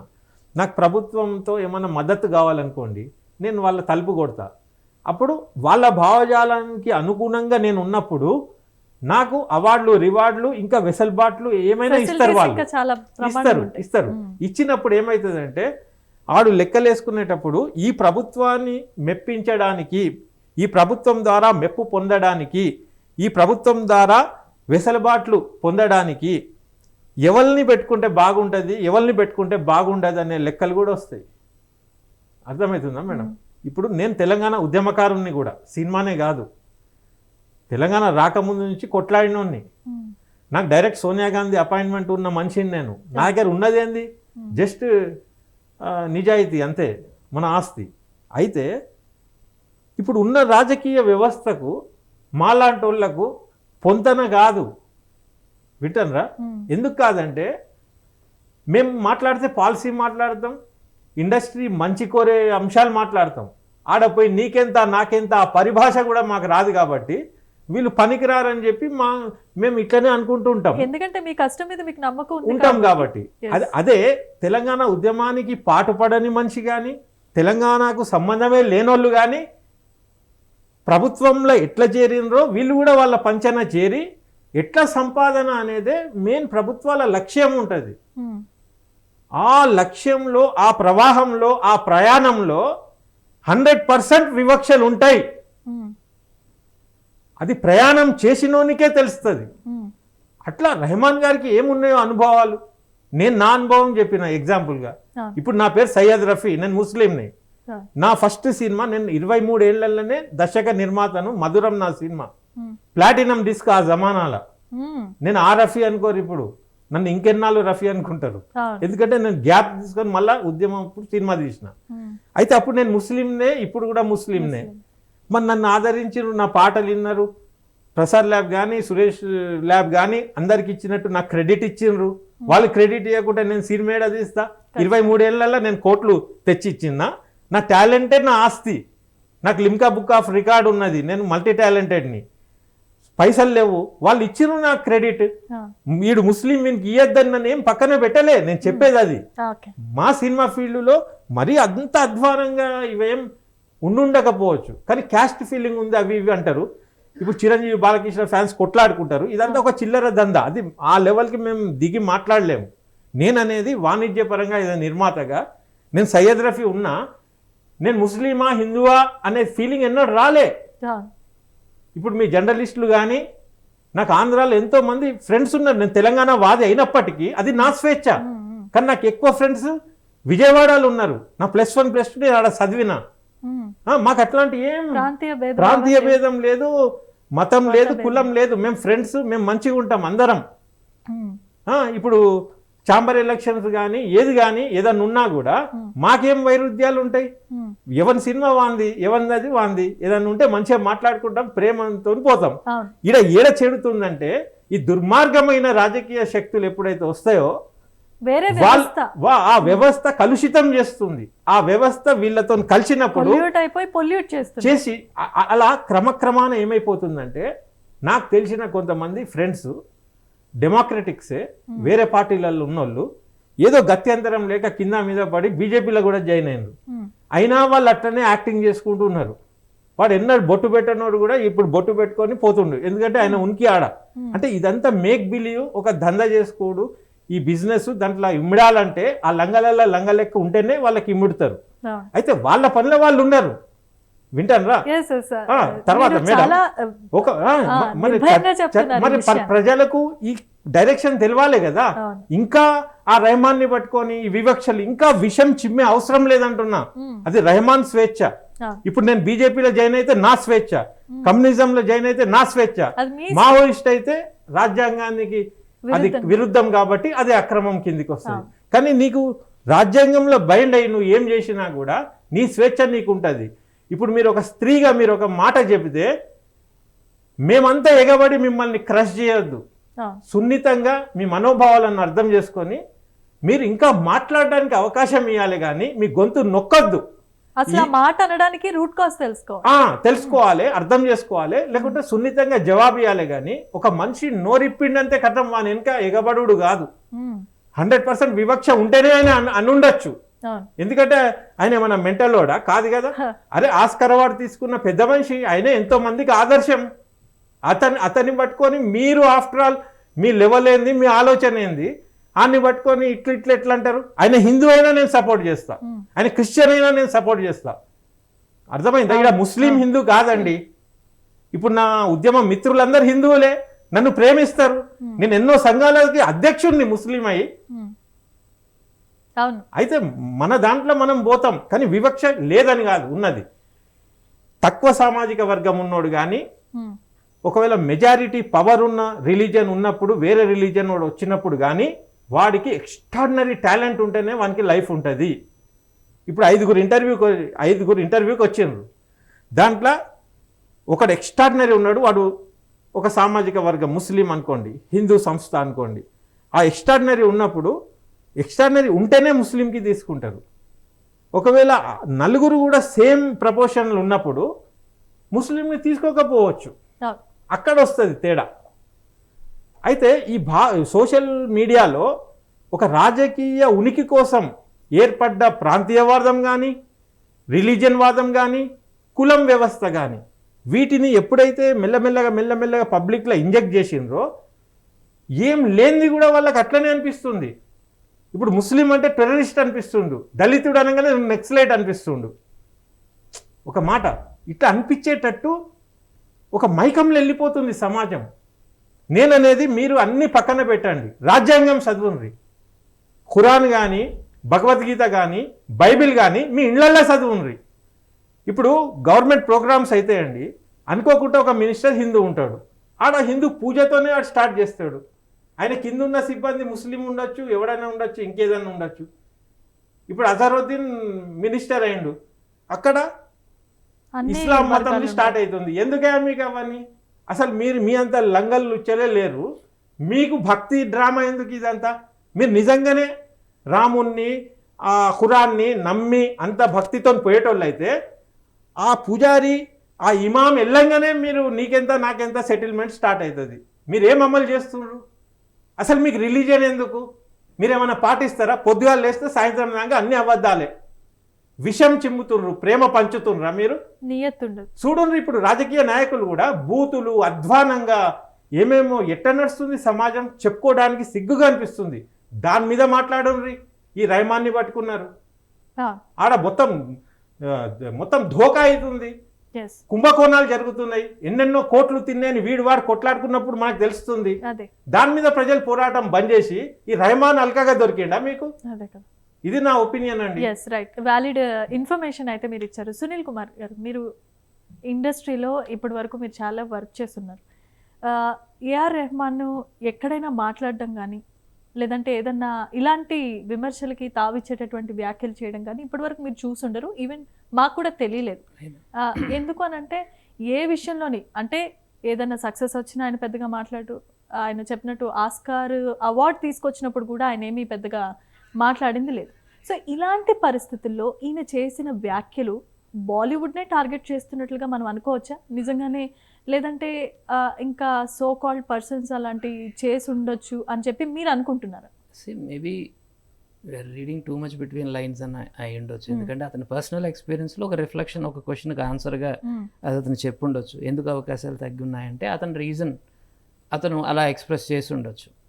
సో ఇది డెఫినెట్గా నేను అనేది ఏమిటంటే ప్రతి ఒక్కళ్ళు వాళ్ళ పర్సనల్ ఒపీనియన్స్ ద్వారా వాళ్ళ ఒపీనియన్ ఎక్స్ప్రెస్ చేసినా కానీ ఇది మొదటి నుంచి కూడా ఉంది అన్నదైతే ఆ వాదనకైతే నేను వ్యతిరేకం అన్నది నా point. It's my strong point. Because religion was never అతన్ని డెవలప్మెంట్ని ఆపడానికి ఈరోజు వరకు రిలీజియన్ ఎప్పుడు అడ్డుకట్ట వేయలేదు ఇప్పటి వరకు మనం చూసిన దాని ప్రకారం. ఎందుకంటే అతను అవకాశాలు ఇచ్చిన వాళ్ళ తాలూకు ఏది చూసినా అతని గురువు అయిన ఇప్పుడు కోటి గారు కానీ లేకపోతే రాజ్ కోటీలు వాళ్ళకి అతని దగ్గర పనిచేశారు వాళ్ళు కానీ ఎప్పుడు చాలా మంచి వాతావరణమే, హ్యాపీ వాతావరణమే ఉండేది. ఎందుకంటే కోటి గారు రెహమాన్ గురించి మాట్లాడినప్పుడు కానీ రెహమాన్ గారు కోటి గారి గురించి మాట్లాడినప్పుడు కానీ ఒక పాజిటివ్ ఎన్విరాన్మెంటే ఉంది. రఫీ గారు చెప్పినట్టు ఇండస్ట్రీ పరంగా అయితే ఈ వివక్ష అన్నది అంత హై నోట్లో ఎప్పుడు చూడలేదు. బట్ డెఫినెట్గా పొలిటికల్ షిఫ్ట్ ఒక స్ట్రాంగ్ రీజన్ అయి ఉండొచ్చు. ఎందుకంటే ఈరోజు ఈ సినిమా అండ్ రాజకీయం అన్నది బాగా దగ్గర ఓవర్లాప్ అయిపోతూ ఉండటం వల్ల దాని ఇన్ఫ్లుయెన్స్ ఉండొచ్చు. There could be a possibilities and డెఫినెట్గా అది అతని పర్సనల్ ఎక్స్పీరియన్సెస్ ద్వారా రిఫ్లెక్ట్ అయి ఉంటుందని నేను అనుకుంటున్నాను. బట్ అదర్వైజ్ రెహమాన్ గారు ఒక composed person and he knows what is talking.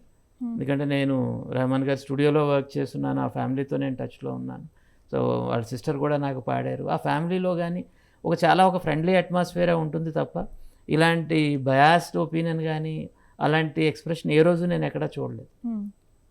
So but ప్రతి ఒక్కళ్ళు కూడా వాళ్ళ ఇంట్రోస్పెక్షన్లో మనకు వాట్ ఈస్ గోయింగ్ రాంగ్ అనే ఒక ఆస్పెక్ట్లో వచ్చినప్పుడు వాళ్ళకి కనిపించిన పాయింట్స్లో 1, 2, 3 పాయింట్స్లో అది ఒక పాయింట్గా అతనికి అనిపించి ఉండొచ్చు. రఫీ గారు అన్నట్టు కానీ నాకు అనిపించినట్టు కానీ ఎక్కడైనా అతని పర్సనల్ ఒపీనియన్ ఎక్స్ప్రెస్ చేసి ఉండొచ్చు. ఫర్ ఎగ్జాంపుల్ నేను వచ్చినప్పుడు నన్ను ఎవరో నువ్వు ఫలానా క్యాస్ట్ వల్ల నేను దగ్గర పెట్టానో దూరం తీసుకున్నాను సంథింగ్ ఏదో ఒకటి చెప్పినప్పుడు ఇట్స్ అ పర్సనల్ ఎక్స్పీరియన్స్ అవుతుంది. అది హర్ట్ అవ్వచ్చు. అది ఇప్పుడు మన రామానాయుడు గారు నాకు సినిమాకి డైరెక్షన్ చేసే అవకాశం ఇచ్చారు. అదర్వైజ్ ఈ క్యాస్ట్ రిలేషన్ అది ఉండే పని అయితే జరిగే అవకాశం. సో డెఫినెట్లీ ఇండస్ట్రీలో అది లేదు. రఫీ గారు చెప్పినట్టు ఇండస్ట్రీలో అలా ఉంటే రఫీ గారికి అంత ఒక మంచి వేదిక ఎందుకు ఇస్తారు? రఫీ గారి తాలూకా మ్యూజిక్ని ఎందుకు అంత ప్రేమిస్తారు? So it is because of his talent. ఆ టాలెంట్ బట్టే ఈరోజు సార్ అక్కడ కూర్చొని ఉన్నారు. Maybe because of the talent I'm sitting here, not because of the caste or the religion I'm holding or not because of his caste or religion. సి అంటే ఒకసారి ఏమవుతుందంటే సేమ్ టాలెంట్ ఉన్న వాళ్ళు వచ్చినప్పుడు యాజ్ ఈ రైట్లీ పాయింటెడ్ అవుట్ నా thought ప్రాసెస్కి దగ్గరలో ఉండే వాళ్ళని నేను తీసుకుంటాను. ఎందుకంటే బికాస్ నా కల్చరల్లీ కానీ లేకపోతే నాకున్న ప్రాక్టీసెస్ పరంగా కానీ నా టైమింగ్ పరంగా కానీ ఒక ప్రాపర్ వేవ్ లెంగ్త్ ఉంటుంది అనే ఒక పాయింట్ ఆఫ్ వ్యూలో ఏమన్నా ఆ మొగ్గు చూపే అవకాశం ఉంటుంది. ఫర్ ఎగ్జాంపుల్ సేమ్ రీజన్ నుంచి వచ్చారనుకోండి, ఆహారపు అలవాట్లు కానివ్వండి లేకపోతే భాష కానివ్వండి కమ్యూనికేషన్ తాలూకా స్మూత్నెస్ కానివ్వండి దానివల్ల ప్రిఫర్ చేయొచ్చేమో కానీ అదే ఫస్ట్ పాయింట్ అవుతుందని అయితే నేను అనుకోను. That can be a differentiating point. So ఎంసెట్లో అందరికీ సేమ్ మార్కులు వచ్చినప్పుడు చూసేవాళ్ళు మ్యాథమెటిక్స్లో ఎక్కువ మార్కులు వచ్చిన వాడికి ఇంజనీరింగ్లో ఫస్ట్ ర్యాంక్ ఇవ్వటం అన్నది అలా ఒక ప్రిఫరెన్షియల్ పాయింట్ అవుతుందేమో తప్ప. ఎందుకనంటే బికాస్ మన లైఫ్ తాలూకా కమ్యూనికేషన్కి బ్యాలెన్సింగ్ అవ్వటం కోసం మ్యారేజ్లో కానీ మిగతా వాటి అన్నింటిలో కూడా చూడడానికి రీజన్ ఒక కంపాటబిలిటీ పర్పసే. మన బ్యాక్గ్రౌండ్స్ సేమ్గా ఉన్నప్పుడు కంపాటబిలిటీ ఎక్కువ ఉంటుంది అనే ఒక ఆస్పెక్ట్. నేను నాన్ వెజిటేరియన్ తింటాను, తను నాన్ వెజిటేరియన్ తింటుంది, ఒక కంపాటబిలిటీ ఇష్యూస్.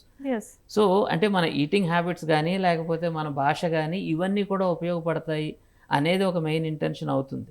బట్ మనకు ఒకవేళ సక్సెస్ కావాలి లేదా ఒక టాలెంట్ కావాలి అనుకున్నప్పుడు భాష రాని తమిళ డైరెక్టర్లు వెళ్ళి హిందీ సినిమాలని 100 కోట్ల సినిమాలని 1000 కోట్ల సినిమాలని డైరెక్ట్ చేసి వచ్చిన సందర్భాలు, హిందీ అని వద్దు అని చెప్పిన ఇదే తమిళ డైరెక్టర్స్ వెళ్ళి అక్కడికి వెళ్ళి హిందీ సినిమాలు తీసుకొని వచ్చారు. ఇప్పుడు తెలంగాణ ఫోక్ చూడండి, వాళ్ళకి పాపం తెలంగాణ కల్చర్ తెలియక తీయలే, వాళ్ళ కల్చర్ వాళ్ళకి తెలుసు కాబట్టి అవి తీసిండ్రు. ఇప్పుడు తెలంగాణ వచ్చే క్రమంలో ఇప్పుడు Telangana folk is playing a vital role. ఇప్పుడు అందరు కూడా అర్థం కాకుండా ఇదేదో బాగుంది నడుస్తుందని పెడుతున్నారు. ఇప్పుడు కొన్ని తెలంగాణ ఫోక్ సాంగ్స్ కేవలం తెలంగాణలోకి మాత్రమే పరిమితం అయితే 1 బిలియన్ వ్యూస్ ఎక్కడి నుంచి వస్తాయండి? ఒక దేశం ఒక పాటను చూసింది అంటే ఒక ప్రైవేట్ ఆల్బమ్ ని చూసింది అంటే రీజన్ ఆ ఫ్లేవర్ నచ్చింది వాళ్ళకి, అంతే తప్ప వాళ్ళు రీజన్ చూడలేదు, రిలీజియన్ చూడలేదు, క్యాస్ట్ చూడలేదు, ఏమి చూడలేదు. ఆ పాటలో ఏముందనే చూసాం. అలాగే రెహమాన్ గారి పాట రోజాలో వచ్చినప్పుడు అతను ఎవరన్నది కూడా ఎవరో చూడలేదు. బికాస్ ఈ డజంట్ హ్యావ్ ఎనీ లెగసీ, వెనకవేం లేదు. అతను ఒక Background లేదు. అవును, నిజం. ఒక మణిరత్నం గారు ఇచ్చిన ఒక పాటల్లో ఒక్కొక్క పాట ఈ రోజు కూడా ఈవెన్ అది వచ్చి 30 ఏళ్ళు అయినా కానీ ఆ పాటలు ఇంకా ప్లే అవుతున్నాయి అంటే we are so secular in our heart మనం అండి. చాలా కాబట్టి అడిక్ట్ అయిపోయాం మనం. అంత లెజెండ్ మనిషి ఓ మాట అన్నప్పుడు తను అర్థం చేసుకునే ప్రయత్నం చేయాలి ఇది కానీ ఇది ఇది ఆయన మంచి- గొంతు నొక్కకూడదు. నేను అనేది అది. అవును, లెట్ హిమ్ అవును. Speak out. Yes, he has the freedom to express. yes. We Okay. Welcome him whatever is there, let him tell. Yes. We will give a reply Hmm. In a soft and respectful way. Yes, అంతే. ఆ వాతావరణం కావాలి దేశంలో. yes. So మీరు నిజంగానే అన్నట్టు లేదు, బాలీవుడ్ని target చేస్తున్నట్టు లేదు, బాలీవుడ్ మీద ఎలాంటి కక్ష సాధింపు లేవని అనుకుందాం మీరు చెప్పిన ప్రకారం. లేదంటే ఇన్ని ఆపర్చునిటీస్ అంటే నేను ఎందుకు చెప్పినా వస్తాయని. కదా కొంత ఉన్నాయని. ఇప్పుడు జై భీమ్ కి రాలే, కాశ్మీరీ ఫైల్స్ కి వచ్చింది. ఎస్. ఇవన్నీ అర్థం చేసుకునేటానికి అర్థమయ్యేటట్టు ఉంది కదా.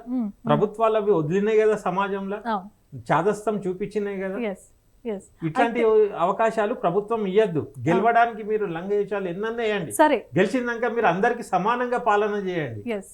సినిమా అనే ఒక ఇన్స్టిట్యూషన్ని ఈ పాలిటిక్స్ నుంచి అలాగే పోలీసింగ్ని పాలిటిక్స్ నుంచి దూరంగా పెట్టినప్పుడు సమాజం కల్చరల్లీ కానీ లేకపోతే లా అండ్ ఆర్డర్ పరంగా కానీ క్లియర్గా కలిసి మెలిసి Evolve పనిచేస్తారు. ఇది మేము Yes. Because message. These are the institutions which should be secular always with the spirit and ఇప్పుడు మన కాన్స్టిట్యూషన్ మనం ఒకటి రాసుకున్నాము, దాని ప్రకారం మనం ఒక స్పిరిట్ తోటి మనం ముందుకు వెళ్ళాలి. అది అందరికీ ఉపయోగపడేది అయి ఉండాలి తప్ప ఎలాగైతే వర్షం అందరికీ పడుతుందో ఎండ అందరికీ కాస్తుందో అలాగే సినిమా కూడా. సినిమా అనేది it should reach everybody with the same openness అండి. అందులో ఎలాంటి ఇన్ఫ్లుయెన్సెస్ కూడా రాకూడదు, ఎస్పెషల్లీ పొలిటికల్ ఇన్ఫ్లుయెన్సెస్ రాకూడదు అన్నదైతే డెఫినెట్గా అందరూ కోరుకుంటారు. సినిమా ఫీల్డ్లో ఉన్న ఎవరైనా కానీ కానీ వాళ్ళు తప్పదిగా మజ్బూర్ అయ్యి వెళ్తారు, లేకుంటే వాళ్ళ ఆస్తుల మీద గురి పెడతారు, నానా టార్చర్లు ఉంటాయి. ఇక్కడ మెయిన్ శాసించేది, ప్రజలను నాశనం పట్టించేది మొత్తం రాజకీయ వ్యవస్థ. దాంట్లో పరిణామాలు రావాలి. Yes, yes. ఒక సో కాల్డ్ పర్సన్, మామూలుగా ఒక జబర్దస్త్ టీంలో పనిచేసే ఒక అతను ఇచ్చిన స్టేట్మెంట్, వెరీ ఓపెన్ స్టేట్మెంట్ ఏంటనంటే, ఆయన ఒకసారి అదే కృష్ణానగర్ అటు సైడ్ వెళ్తున్నప్పుడు ఆయన ఛాయ్కి వెళ్ళారట ఎర్లీ మార్నింగ్. ఎర్లీ మార్నింగ్ ఛాయ్కి వెళ్ళినప్పుడు అవతల ఎదురుగుండా ఉన్న మనిషి పెద్ద మనిషి. ఈయన అది అబ్జర్వ్ చేయలేదు. ఈయనకున్న ఒపీనియన్ మీద ఆయన ఏవో టెన్షన్లు ఉంటాయి కదండి పొద్దున్న లేవగానే, ఆయన మామూలుగానే ఉన్నారు. ఎదురుగుండా వచ్చిన మనిషి చాలా పెద్ద మనిషి అట, ఆయనకి నమస్తే చెప్పలేదట. ఆ ఒపీనియన్, ఆ ఒక్క చిన్న ఆయన ఇన్సల్ట్గా ఫీల్ అయ్యాడు. ఇన్సల్ట్గా ఫీల్ అయ్యి ఈయనతో అగ్రిమెంట్ చేసుకున్న కొన్ని క్యాన్సిల్ చేశాడట. కిందకి ఇలా ఆపర్చునిటీస్ పోతున్నాయి అని అంటే ఈగో హర్ట్ అయింది ఆయనకి. ఆ తర్వాత వేరే వాళ్ళ ద్వారా ఈయనకి తెలిసింది. సో నేను ఆ విధంగా అవకాశాలు కోల్పోయాను, నేను ఆ విధంగా కొన్ని ఆపర్చునిటీస్ని చేజార్చుకున్నానని చెప్పి సో కాల్డ్ కమీడియన్ ఓపెన్గా స్టేట్మెంట్ ఇచ్చారు. అంటే ఒక వ్యవస్థలో వేరే వ్యవస్థ జోక్యం లేకపోయినా ఇలాంటి ఈగోస్, కక్ష సాధింపు చర్యల వల్ల కూడా కొన్నిసార్లు ఇలాగా మనుషులు అవుతూ ఉంటాయి. అది ఎంతవరకు నిజం అంటారు?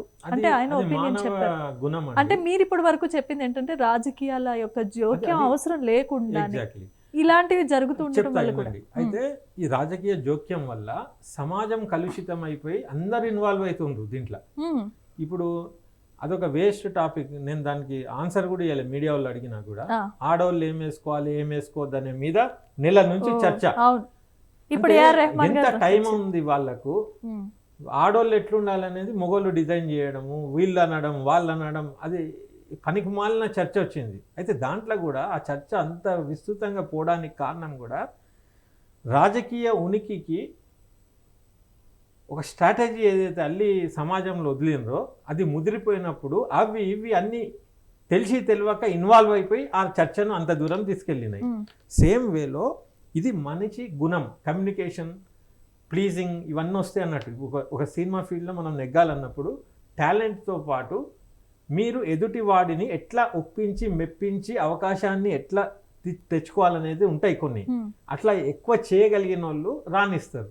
టాలెంట్ ఫుల్ ఉండి కూడా మనం బాబు అనుడు ఇవన్నీ చేయలేనప్పుడు ఏమవుతుందంటే 100% అట్లాంటి వాళ్ళకు 10 సినిమాలు దొరుకుతాయి, ఇట్లాంటి వాళ్ళకి ఏదో ఒకటి దొరుకుతాయి. మాలాంటి వాడు ఎవడన్నా వాడు మాకు రెస్పెక్ట్ ఇవ్వకున్నా పర్వాలే కానీ టాలెంట్ బాగుంది అనేటోళ్ళు చాలా అరుదు ఉంటారు. మణిరత్నం కూడా ఆ బాపతోడే కాబట్టి రెహమాన్కి అవకాశం ఇచ్చిండు.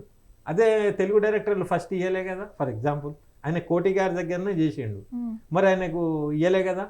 అంటే తమిళనాడు మనకంటే ఎవాల్వ్డ్గా ఉండుండొచ్చు అక్కడ డైరెక్టర్లు, అంటే ఆ టాలెంట్ని పసిగట్టి ఇవ్వగలిగినారు. వాళ్ళకి రెస్పెక్ట్ నమస్తేలు అవసరం ఉండే కానీ మనకాడ కొద్దిగా ఇట్లాంటివి ఉంటాయి కూడా. అదే అంటే కొద్దిగా ఫీలింగ్ ఉంటుంది, నేను ఉంటుంది, అది Egoist ఎప్పుడు ఉంటుంది ఉంటుంది. తెలుసా.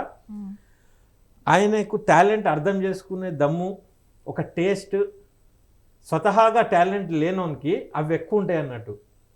అనుకోకుంటే ఏదో ఒక ఇన్సిడెంట్ వల్ల నిర్మాతగా మారచ్చు, ఫ్లూక్లో ఒక హిట్ రావచ్చు, ఆ తర్వాత ఆ డెప్త్ తెలియకుండా క్యారీ అయిపోతారు చాలామంది. వాళ్ళకి మొత్తం దాని లోతులు తెలియాలని ఏం లేదు, లేదు. ఇంటెలెక్చువల్ లెవెల్స్ పెద్దగా ఉండాలని కూడా లేదు. అట్లాంటి కాడ ఈ ఈ మీరు అనే నమస్తే పెట్టాలి ఇవన్నీ వస్తాయి. అవును ఆ, పాప ఆయన చెప్పారు చాలా అవకాశాలు నేను కోల్పోయాను, నేను అది అంతగా ఉన్నది. అబ్జర్వ్ చేయలేదు ఆ ఆయనని culture అని లేదని అనట్లేదు. అవును. ఇప్పుడు నా డ్రైవర్ ఉన్నాడు, వాడు ఎక్కువసేపు నేను ఆడ నిలబడితే వాడు నిల్చొని ఉంటాడు కదా, అప్పుడు మాలాంటి వాళ్ళమే వాడు కాళ్ళు వస్తున్నాయి అనుకొని ఒక చైర్ ఇచ్చి కూర్చోరా బాబు అంటాం ఫర్ ఎగ్జాంపుల్. ఇంకోడు ఏమనకుండా సైలెంట్ ఉంటాడు, ఇంకోడు నా ముందు కూర్చుంటావు అనేటోళ్ళు కూడా ఉంటారు. అంటే ఇవన్నీ కూడా ఒక మనిషి పర్సనాలిటీ మీద బేస్ అయి ఉంటాయి. ఆధారపడి ఉంటాయి. అయితే అట్లాంటి వాళ్ళు కూడా లేరని నేను ఏమన్నా, ఉంటారు. ఇప్పుడు నువ్వు కాళ్ళు మొక్కి అవి, ఇప్పుడు రాజకీయంలో కూడా ఉంటారు, కాళ్ళు మొక్కి సార్ అవి ఇవి అనేటోనికి ఏదో ఒకటి ఇద్దామనే వాని ఈగో సాటిస్ఫై అయినప్పుడు వాడు ఆనందపడతాడు. మనిషి ఆనందపడ్డప్పుడు ఈయనకో వేషం ఇద్దామని సంతోషపడతాడు. ఒకవేళ అదే స్క్రిప్ట్లో మీరు ఏమైనా తప్పులు చెప్పి ఆయన మంచి కోరి కూడా సార్ ఇది కొద్దిగా సిల్లీగా ఉంది, నాకు ఇదేదో నచ్చలే అనగానే 10 మందిలో వీడు నన్ను ఇట్లా చెప్తున్నా అనే దాని మీద మొగ్గు చూపించి సినిమాలు చెడగొట్టుకునేటోళ్ళు కూడా ఉంటారు. ఓకే ఉండరని నేను అనట్లేదు, ఉంటారు. ఇప్పుడు మేమిద్దరం కూడా అన్నాం కదా, ఒక ఏరియాకి సంబంధించో లేకుంటే కమ్యూనికేషన్ స్కిల్స్కి మ్యాచ్ అయిన వాళ్ళు ఉంటే ఈజీ పని చేసుకోవచ్చు అని చెప్పి వాళ్ళని ఎంప్లాయ్మెంట్గా రిక్రూట్ చేసుకుంటారు. ఇప్పుడు నేను ఆఫ్రికా ఉన్నది తెచ్చి పెడితే నా భాష వానికి అర్థం కాదు, వాని భాష నాకు అర్థం కాదు. ఎగ్జాంపుల్, అంత డిఫరెన్షియేషన్ ఎందుకు ఇస్తున్నా అంటే అర్థం అవడానికి ఈజీ కోసం.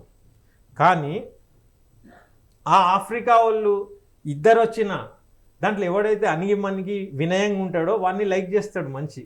ఎవడైతే నాకు అన్నీ తెలుసు సార్ నా డ్యూటీ ఇంతే అనేటోడు అరే ఈడెక్కడ రా అనుకుంటారు. అది పర్సనాలిటీ మీద బేస్ అయి ఉంటుంది. ఓకే సో అలాంటి వివక్ష అయితే ఇప్పుడు ఉన్నది. ఇండస్ట్రీలో ఉన్నది.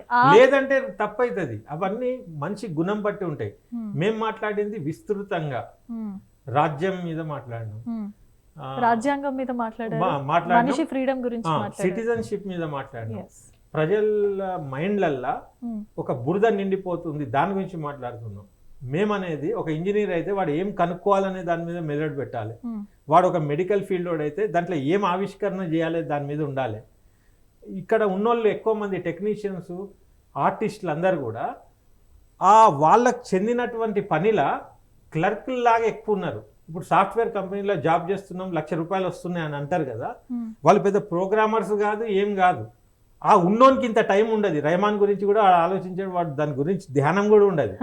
వీళ్ళందరూ సోకాళ్ళు ఏదైతే సాఫ్ట్వేర్ అని తిరుగుతున్నారో, ఇప్పుడు ఆన్లైన్ ఉండేటోళ్ళు చదువుకున్నోళ్ళు కూడా దీని మీద ఎందుకు అది చేస్తున్నారంటే వాళ్ళకు ఒక పని ఇస్తే ఆ పని చేయడం వరకే వాళ్ళకి తెలుసు.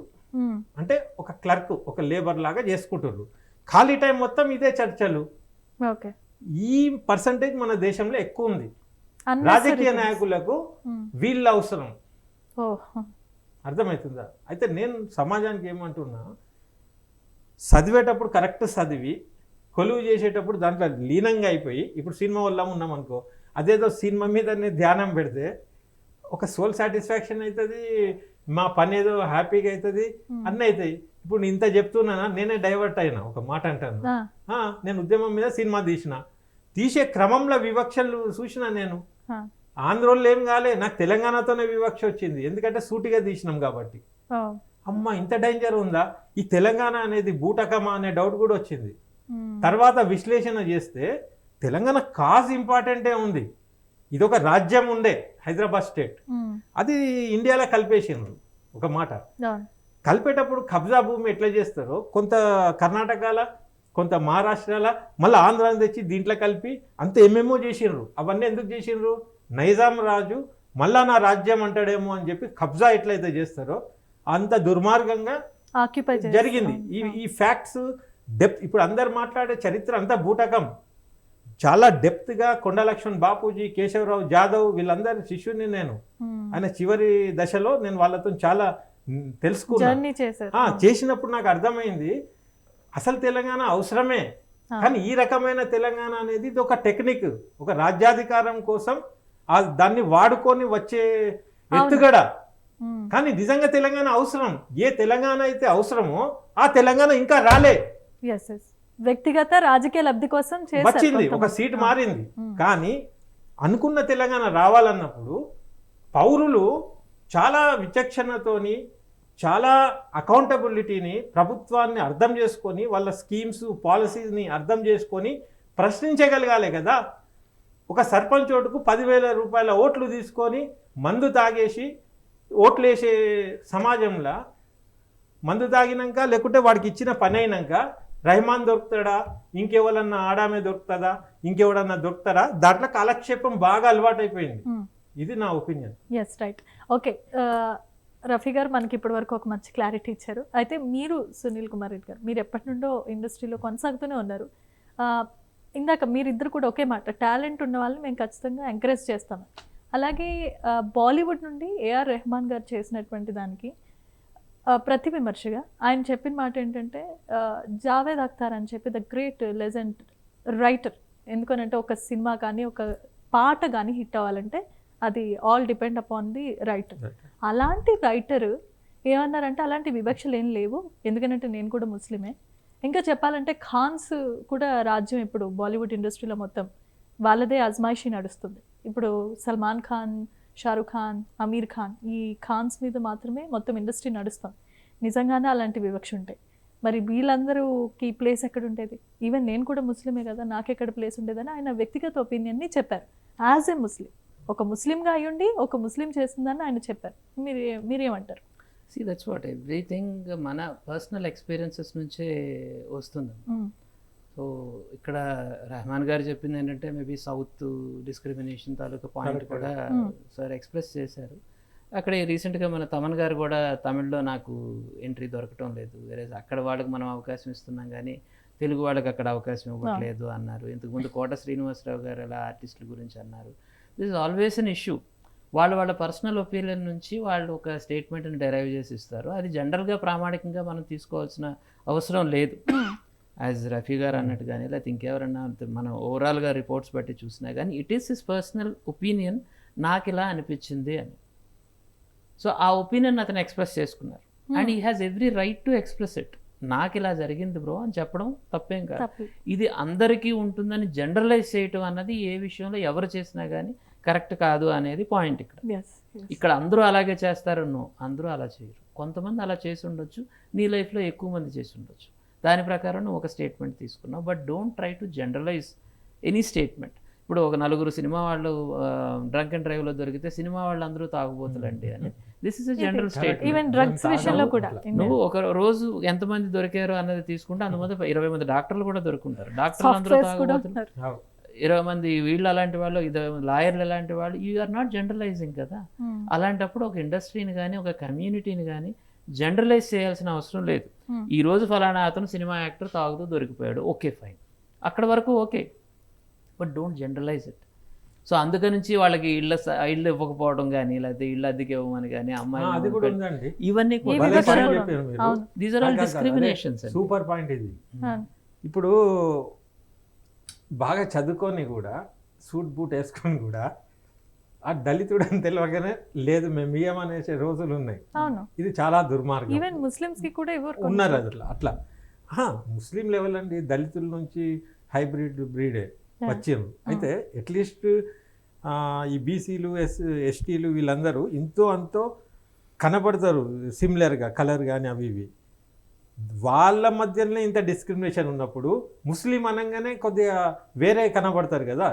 ఆ డిస్క్రిమినేషన్ అలవాటు అయిపోయినోనికి వాడు ఇంకా ఈజీగా ఏదో అనిపించేస్తుంది. ఇప్పుడు గొర్రె మందల ఉన్నప్పుడు గొర్రెకు మందల ఉండు ఇష్టం ఉంటుంది, పక్కన ఉండు ఇష్టం ఉండదు. అయితే అదొక డిఫరెంట్ బ్రీడ్ లాగా కనబడ్డప్పుడు ఒక టైప్ ఆఫ్ ఆలోచన ఇంతకుముందు ఉండేది కాదు. స్వాతంత్రం అప్పుడు కూడా అందరు కలిసి కొట్లాడినండి, అందరి కాంట్రిబ్యూషన్స్ ఉన్నాయి, అన్నీ ఉన్నాయి. కానీ ఒక రాజకీయ లబ్ధికో ఏదో ఇది ఒకటి క్రియేట్ అయింది, దాంట్లో డౌటే లేదు. ఇప్పుడు బీసీ ఎస్సీ ఎస్టీ మైనార్టీ అనేది ఒకటి క్రియేట్ అవుతుంది ఫర్ ఎగ్జాంపుల్ అంటున్నా. అది ఎందుకు క్రియేట్ అయింది? రాజ్యాధికారం వస్తేనే మన హక్కులు వస్తాయనే వాళ్ళ నమ్మకం. ఇవన్నీ ఎందుకు వస్తున్నాయి?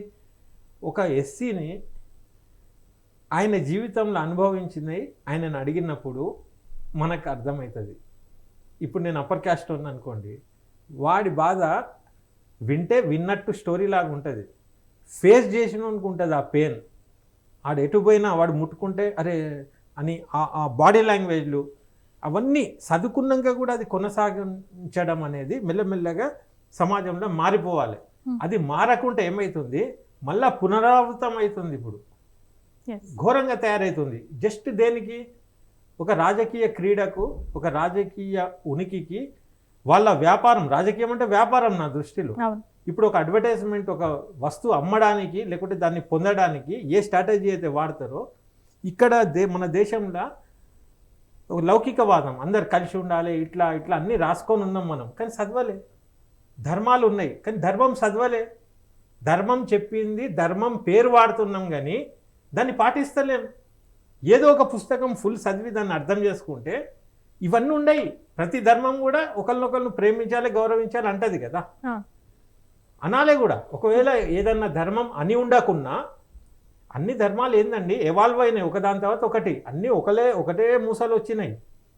ఒకటి అవుట్డేటెడ్ అయి ఉంటుంది, దాన్ని మళ్ళీ రిఫ్రెష్ చేసి ఇంకో ధర్మం పేరు మీద వచ్చింది. అట్లా వచ్చినాయి. కానీ ఆ అవుట్డేటెడ్ దాని మీద కూడా ఇది ఇట్లా అదట్లా అనుకుంటా చర్చ చేసి మళ్ళీ ఇట్లా అట్లా అని. ఇప్పుడు సతీ సహగమనం ఉన్నది, ఒక ధర్మంలో సతీ సహగమనం ఉండే. మనము ఒక మంచి స్వభావంతో, ఒక మంచి ఆలోచన పరులు అందరు కలిసి, రాజా రామ్మోహన్ రాయ్ లాంటి వాళ్ళు సతీ సహగమనం వద్దు, ఒక భర్త చచ్చిపోతే భార్యను చంపేయడం ఏంది దుర్మార్గము అని ఒక చేంజ్ వచ్చింది సమాజంలో. అలాంటి చేంజెస్ రావాలి కానీ మళ్ళీ మీరు వెనకకు పోయి ఇప్పుడు మళ్ళీ సతీ సహగమనం వస్తే ఎట్లా అండి ఇప్పుడు? అయితే దీనికి ప్రతి పౌరుడు కూడా నిర్భయంగా మాట్లాడాలి. ఈ ఉమ్మడి దాడులు, సోషల్ మీడియా అవన్నీ అవసరం లేదు. వాడు ఒంటరిగా ఉన్నా కూడా కరెక్ట్ మాట మాట్లాడాలి. ఒకవేళ అదే వాళ్ళు ఏమంటారో అని భయపడ్డామా, నువ్వు దేశభక్తునివి కాదు. నీ దేశాన్ని, నీ వ్యవస్థను, నీ సమూహాన్ని చెడగొట్టుడ్లా నీ భాగం కూడా ఉన్నది. రేపు మనం పోతాం. మనం ఎట్లీస్ట్ నిలదీసినామని వచ్చే జనరేషన్ జెన్జియా వాళ్ళు తయారవుతుర్రు. వాళ్ళు ఇవన్నీ చూస్తుర్రు. ఈ స్టోరీలు ఏంది, బూటకం ఏంది, వాట్ బుల్షీట్ అంటుర్రు, అన్ని అంటుర్రు. ఇంకా కొంతకాలం అయితే మీకు పరివర్తన వచ్చేస్తుంది, రాజకీయం కూడా మారుతుంది. ఒక టైం వస్తుంది, నాకైతే ఆశ ఉంది. ఇదంతా ఈ మూసధోరణులు అన్నీ పోతాయి. ఇప్పుడు ఎట్లయిపోయినాయంటే సముద్రం కంటే చేప పెద్దగా అయిపోయింది. ఇప్పుడు దానికి ఆక్సిజన్ దొరకది. ఇంకేం చేస్తారు? ఇంకా మూర్ఖత్వంలా కొత్త జనరేషన్ కోసం వెయిట్ చేస్తున్నాం, కొత్త సూర్యుడు ఉదయించినట్టు.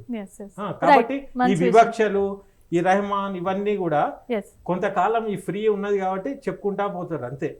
కానీ రెహమాన్ అయినా ఇంకెవరైనా ట్రోలింగ్కి గురిపడే ఎవరైనా వాయిస్లు అవసరం లేదు. మీరు ఈ సమూహంలో మీది ఒక గుర్తింపు ఉంటుంది, మీది ఒక ప్రత్యేకత ఉంటుంది. మీకు అన్యాయం జరిగితే ఏమంటారు అనే భయం వద్దు, ఓపెన్గా మాట్లాడండి. మీకు ఆ హక్కు ఉంది. ప్రభుత్వాలు కాదు, పోలీసులు కాదు, ఏదైతే అదే అది మన హక్కు.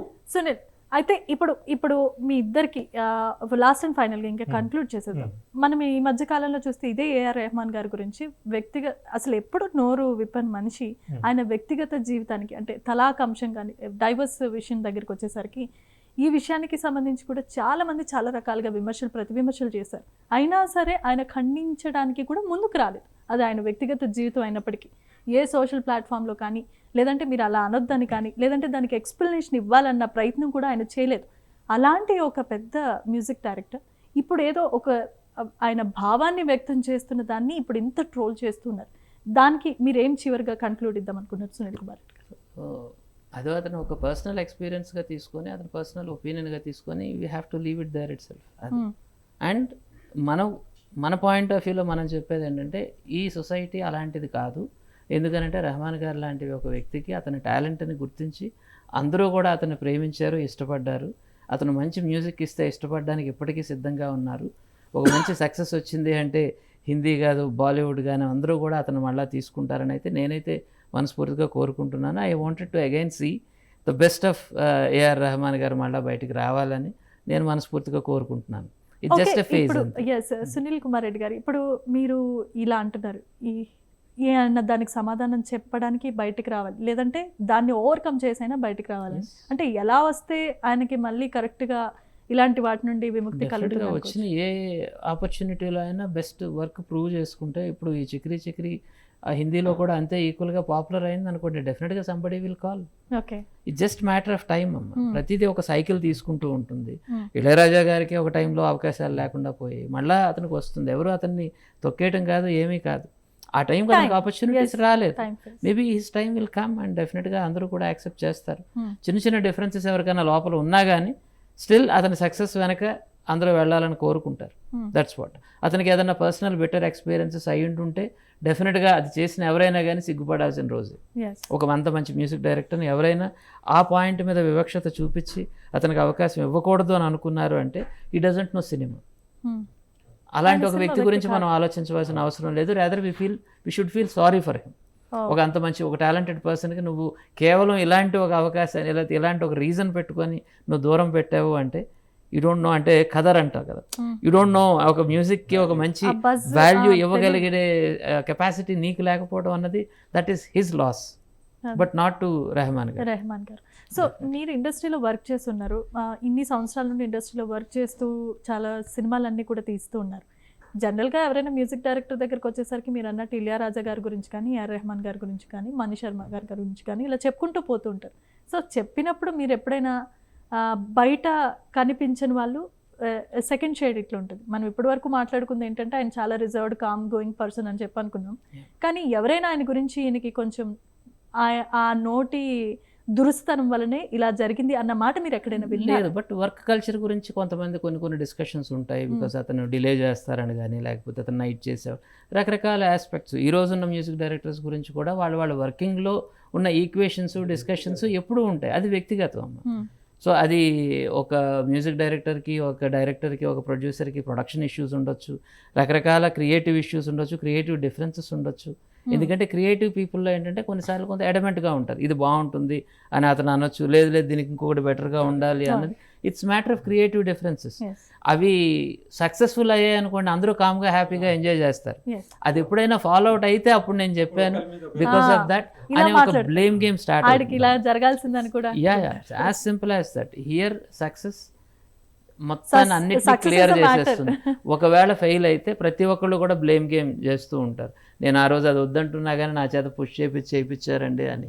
లేదు, వాళ్ళ తాలూకా వర్క్ కల్చర్ ఎలా ఉన్నా కానీ అడ్జస్ట్ అయ్యి చేయించుకోవాలి అని కూడా అనుకున్నారు. రామ్ గోపాల్ వర్మ గారు వీళ్ళు డైరెక్ట్గా ఓపెన్గా క్రిటిసైజ్ చేసిన సందర్భాలు కూడా ఉన్నాయి. సుభాష్ ఘాయ్ గారు కానీ, బికాజ్ అతను నైట్ వర్క్ చేస్తారండి, డే టైం చేయరు, మనకి ఇది వర్క్ కాదు, సూటబుల్ కాదు. But still because of his talent వాళ్ళందరూ కూడా దాన్ని యాక్సెప్ట్ చేశారు.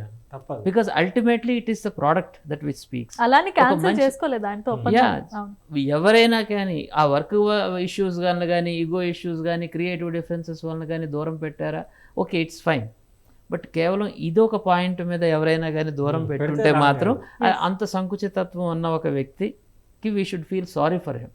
అలాంటి ఒక వ్యక్తి ఇంత గొప్ప ఇండస్ట్రీలో, ఇంత గొప్ప దేశంలో ఉండటం అన్నది అతని దురదృష్టంగానే మనం కన్సిడర్ చేయాలి. Such a nice and valid points are you raised. Thank you. And Mohammed Rafi గారు, సయ్యద్ రఫీ గారు, సారీ. సో ఇప్పుడు మీరు చెప్పారు, నేను చాలా క్లోజ్గా ఆయనతో వాచ్ చేస్తున్నాను, ఆయన అండర్లో కూడా వర్క్ చేసిన ఎక్స్పీరియన్స్ నాకు ఉందని. మన సునీల్ కుమార్ రెడ్డి గారు ఇప్పటి వరకు చెప్తున్నట్టు ఆ రోజు ఆడికి కొంచెం ఎక్కువ ఇది బయటపడింది, వీడికి ఇలా జరగాల్సింది అనుకున్న వాళ్ళు కూడా ఉంటారు. అలాంటి నెగిటివ్ కామెంట్స్ యాక్చువల్లీ మనం ఒక కాపురం చేసినప్పుడే కొట్లాటలు అయితే మళ్ళీ కలిసిపోతాం, ఇట్లా ఉంటుంది. అయితే సినిమా ఫీల్డ్లో ఎట్లా ఉంటుంది అంటే అది క్రియేటివ్ కదా, వీళ్ళకు టైం బౌండ్ అవి ఇవి ఉంటాయి.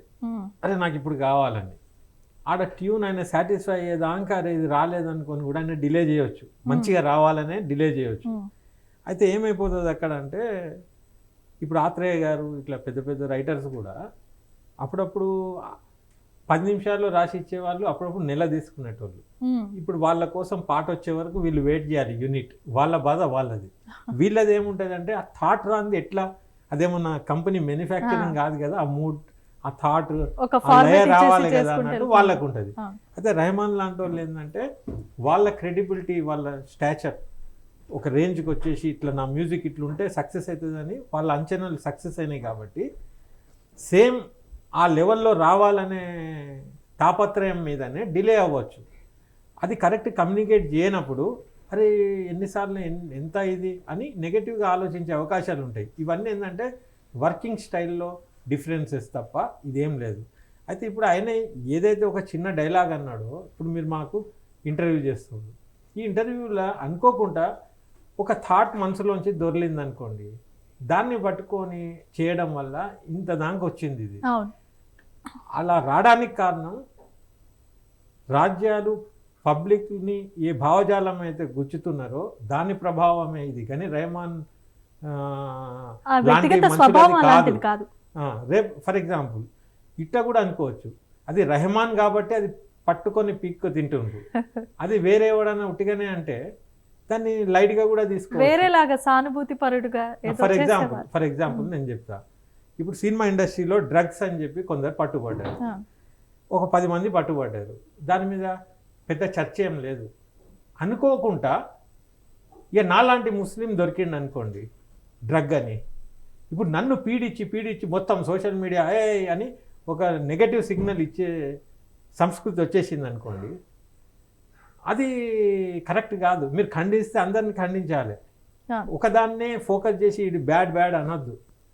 ఓకే, ఇప్పుడు గౌరీ లంకేష్ పెద్ద జర్నలిస్ట్, డైరెక్ట్ వచ్చి చంపేసిండు, ఆ చంపినోడు ఇప్పుడు గెలిచిండు. అక్కడ ఎవడైతే షూట్ చేసిండో, ఎవడైతే హంతకుడో వానికి ఓట్లు వచ్చి ఆడు గెలిచిండు ఇప్పుడు అక్కడ. మళ్ళీ ఆ న్యూస్ చదివింది కూడా అయితే జర్నలిస్టులు. అయితే నేను అనేది ఏంటంటే, గౌరీ లంకేష్ అనే ఒక స్త్రీ స్వేచ్ఛగా ఆమె భావాలు చెప్పుకునేట ఆమెను, ఒక లేడీని ఒక నలుగురు వచ్చి టపా డైరెక్ట్ చంపేశారు సన్లైట్లో. అతనికి ఆమోదం దొరికిందంటే సమాజం ఏ దిశకి వెళ్తుంది? హంతకుడికి సీట్ ఇవ్వడము, మళ్ళీ గెలిపించడం, అదొక ఎగ్జాంపుల్ అంటున్నా. అది దాటితే, ఆ పరిధి దాటితే పాలించేదే హంతకులు. ఇప్పుడు ప్రభుత్వాలు ఏ లేదంతా కూడా క్రిమినల్ కేసులు ఉన్న దుర్మార్గులు వాస్తవానికి. ఇది చెప్పడానికి భయం, ఏదైనా పనులు ఉంటాయేమో, రేపు నేను సినిమా తీస్తే వచ్చే అవార్డు రాదేమో అని కూడా మేము సైలెంట్ ఉంటాం. ఒక మాట, ఆ అవార్డు ఎందుకు? ఇట్లాంటి వ్యవస్థలో ఇట్లాంటి వాళ్ళ చేతల ఇట్లాంటి వాళ్ళ నిర్ణయాల అవార్డులు ఎందుకు అంటున్నా? గొప్ప ఉన్నత స్వభావం ఉన్నోళ్ళు ఇచ్చే అవార్డు అంటే దానికి ఉన్నత స్థాయి ఉంటుంది. ఇదంతా వట్టిదే కదా. ఇది అర్థమైనాక పెద్ద వాల్యూవే లేదు మాకు. అది వచ్చినా రాకపోయినా పెద్ద ఏమున్నది, అది ఇచ్చుడు ఇంకా దొంగతనంకి ఒక సర్టిఫికేట్ లాగా ఉంటుంది. ఇప్పుడు ఎలక్షన్కి బీఫామ్ ఇచ్చినట్టు ఉంటుంది ఆ అవార్డు. అట్లా దిగజారిపోతుంది వ్యవస్థ. ఒకప్పుడు ఇట్లా లేకుండే, రోజుకు దిగజారిపోతుంది. ఆ షిఫ్ట్ అన్నాడు రెహమాన్. నేను అనుకోవడం, నేను తీసుకునే యాంగిల్ అది. ఇప్పుడు నాకు తెలిసిన ఒక నిర్మాత, నవశక్తి బ్యానర్, పాతోళ్ళు హిందీలో సినిమాలు తీసేటోళ్ళు. ఆడ అప్పుడే ఉండేనట, ఏమనేటోళ్ళు, సరా తెలుగు వాళ్ళు పోయినా సరా మద్రాసి అనేటోళ్ళు. అది ఎందుకంటారు, ఇంతకుముందు మేము చర్చించినట్టు వాళ్ళ భావాలు, వాళ్ళ భాష, వాళ్ళ విధానానికి ఇక్కడ వాళ్ళు డిఫరెంట్గా అనిపించేది కాబట్టి మద్రాసి అనేటోళ్ళు, అందరినీ మద్రాసి అనేటోళ్ళు అనుకొని కొద్దిగా హేళనగా ఉండేది. ఎందుకంటే వాళ్ళ డామినేషన్ ఉండే కాబట్టి ఏదో దూరంగా వెరైటీగా కనపడి హేళన ఉండేది. అది ఉన్నది, అది లేదేమంటలేను నేను. ఆ పార్షాలిటీలోంచి నెగ్గుకొచ్చినోడు రెహమాన్. కరెక్ట్. అందరూ బొంబాయి పోయి ప్రయత్నాలు చేస్తే బొంబాయి డైరెక్టర్లు సుభాష్ ఘై లాంటి వాళ్ళు చెన్నైకి వచ్చి చేపించుకున్నారు. ఆ ఘనతను పొగడండి. బొంబాయిని మద్రాస్కి సలా మద్రాస్ అనే బొంబాయి వాళ్ళను ఈయన టాలెంట్తో వాళ్ళను వచ్చేటట్టు చేసిండు రెహమాన్. పైగా లాంగ్వేజ్ లాంగ్వేజ్ కూడా రాదు, నేర్చుకున్నాడు. కాబట్టి ఏంటంటే, నేను ఇక్కడ మంచి వాతావరణం నెలకొల్పే ప్రయత్నం. నేను అనేది ఏంటంటే, ఓ దొరికిండుగా రెహమాన్ అని అందరిలాగా నేను కూడా దాడి చేసేస్తే అది తప్పు కదా. ఒక మనిషి మీద కొందరు అటాక్ చేసి చంపబోయినప్పుడు నువ్వు దాన్ని జరిపి దాన్ని సరి చేసుకోవాలి. కానీ నేను కూడా ఎగబడి కొట్టుడు అనేది ఇది మానవ ధర్మం కాదు ఇది నేను అనేది. కాబట్టి ఆయనను కాపాడుకోవాలి. అందరికంటే ముందు ప్రజలకు చైతన్యం రావాలి. ప్రజలకు ఎందుకు చైతన్యం రావాలంటే, ఈ భావవ్యాప్తి నుండి దూరం ఉండు, ఇదంతా చెడగొట్టేది. మీరు ప్రేమించుడు నేర్చుకోండి. అదే రెహమాన్ ఏదన్నా మంచి మాట చెప్తే ట్రోల్ చేయండి. అరే ఇప్పుడు కవిత్వం చదివితే వా ఎట్లా అంటాం, ఆ ఆస్వాదన పబ్లిక్ లో రావాలి అనేది నా అభిప్రాయం. మార్పు అనేది చాలా ఇంపార్టెంట్. ప్రేమ గల మార్పు. రైట్. Right sir. సో చూసారు కదండి, ఏఆర్ రెహమాన్ గారు చేసినటువంటి ఒక చిన్న మాట ఎంత పెద్ద వివాదానికి దారితీసిందో. సో ఇందులో విమర్శలు ప్రతి విమర్శలు ఎలా ఉన్నా వీటన్నిటికీ అడ్డుకట్ట పడాలంటే ఏఆర్ రెహమాన్ గారే మళ్ళీ ఓవర్కమ్ అయ్యి, లేదా ఆయనే వచ్చి ముందుగా దీనికి సమాధానం చెప్పాలి. అప్పటి వరకు ఈ వివాదానికి తెర పడదు అని చెప్పి ఇప్పటి వరకు మనతో పాటు కూర్చున్నటువంటి ప్రముఖులు చెప్తున్నారు. ఈ స్పెషల్ డిబేట్లో పాల్గొన్నటువంటి సునీల్ కుమార్ రెడ్డి గారు, డైరెక్టర్ కమ్ ప్రొడ్యూసర్, అలాగే రఫీ గారు, డైరెక్టర్ కమ్ ప్రొడ్యూసర్, ఇంకా బాలగారు కూడా మనతో పాటు కనెక్ట్ అయ్యారు. అన్ఫార్చునేట్లీ కొంచెం టెక్నికల్ ఇష్యూస్ వల్ల డిస్కనెక్ట్ అయింది. సో మీ అందరికీ కూడా ప్రైమ్9 ఛానల్ తరపు నుండి ప్రత్యేక ధన్యవాదాలు. So thank you so much for joining with us, and thank you so much for your valid points, valid information, ఇంకా మంచి మంచి విషయాలు, తెలియని విషయాలు కూడా ప్రజలకు తెలియజేశారు. ఏ సోషల్ మీడియాలో అయితే ఏఆర్ రెహమాన్ని ట్రోల్ చేస్తున్నారు, ప్రపంచ దేశాలు కూడా మన వైపు తిరిగి చూసి ఇండియా ఇండస్ట్రీలో కూడా ఇంత మంచి మ్యూజిక్ ఉంటుందా అని చెప్పి ప్రపంచ దేశాలు మన వైపు తిరిగి చూసేలా చేసినటువంటి ఒక మనిషి చేసిన ఒక చిన్న మాటను పట్టుకొని వీళ్ళు ఇంత రాద్ధాంతం చేస్తున్నారు. దానికి అడ్డుగట్ట పడాలి, ప్రేమతో దీన్ని సమర్థించే ప్రయత్నం చేయండి అని మీ భావజావాలు మాకు తెలియజేశారు. Thank you so much for coming again sir. Thank you. So చూసారు కదండి, ఇది ఇవాల్టి special debate. So keep watching for more updates, ప్రైమ్9.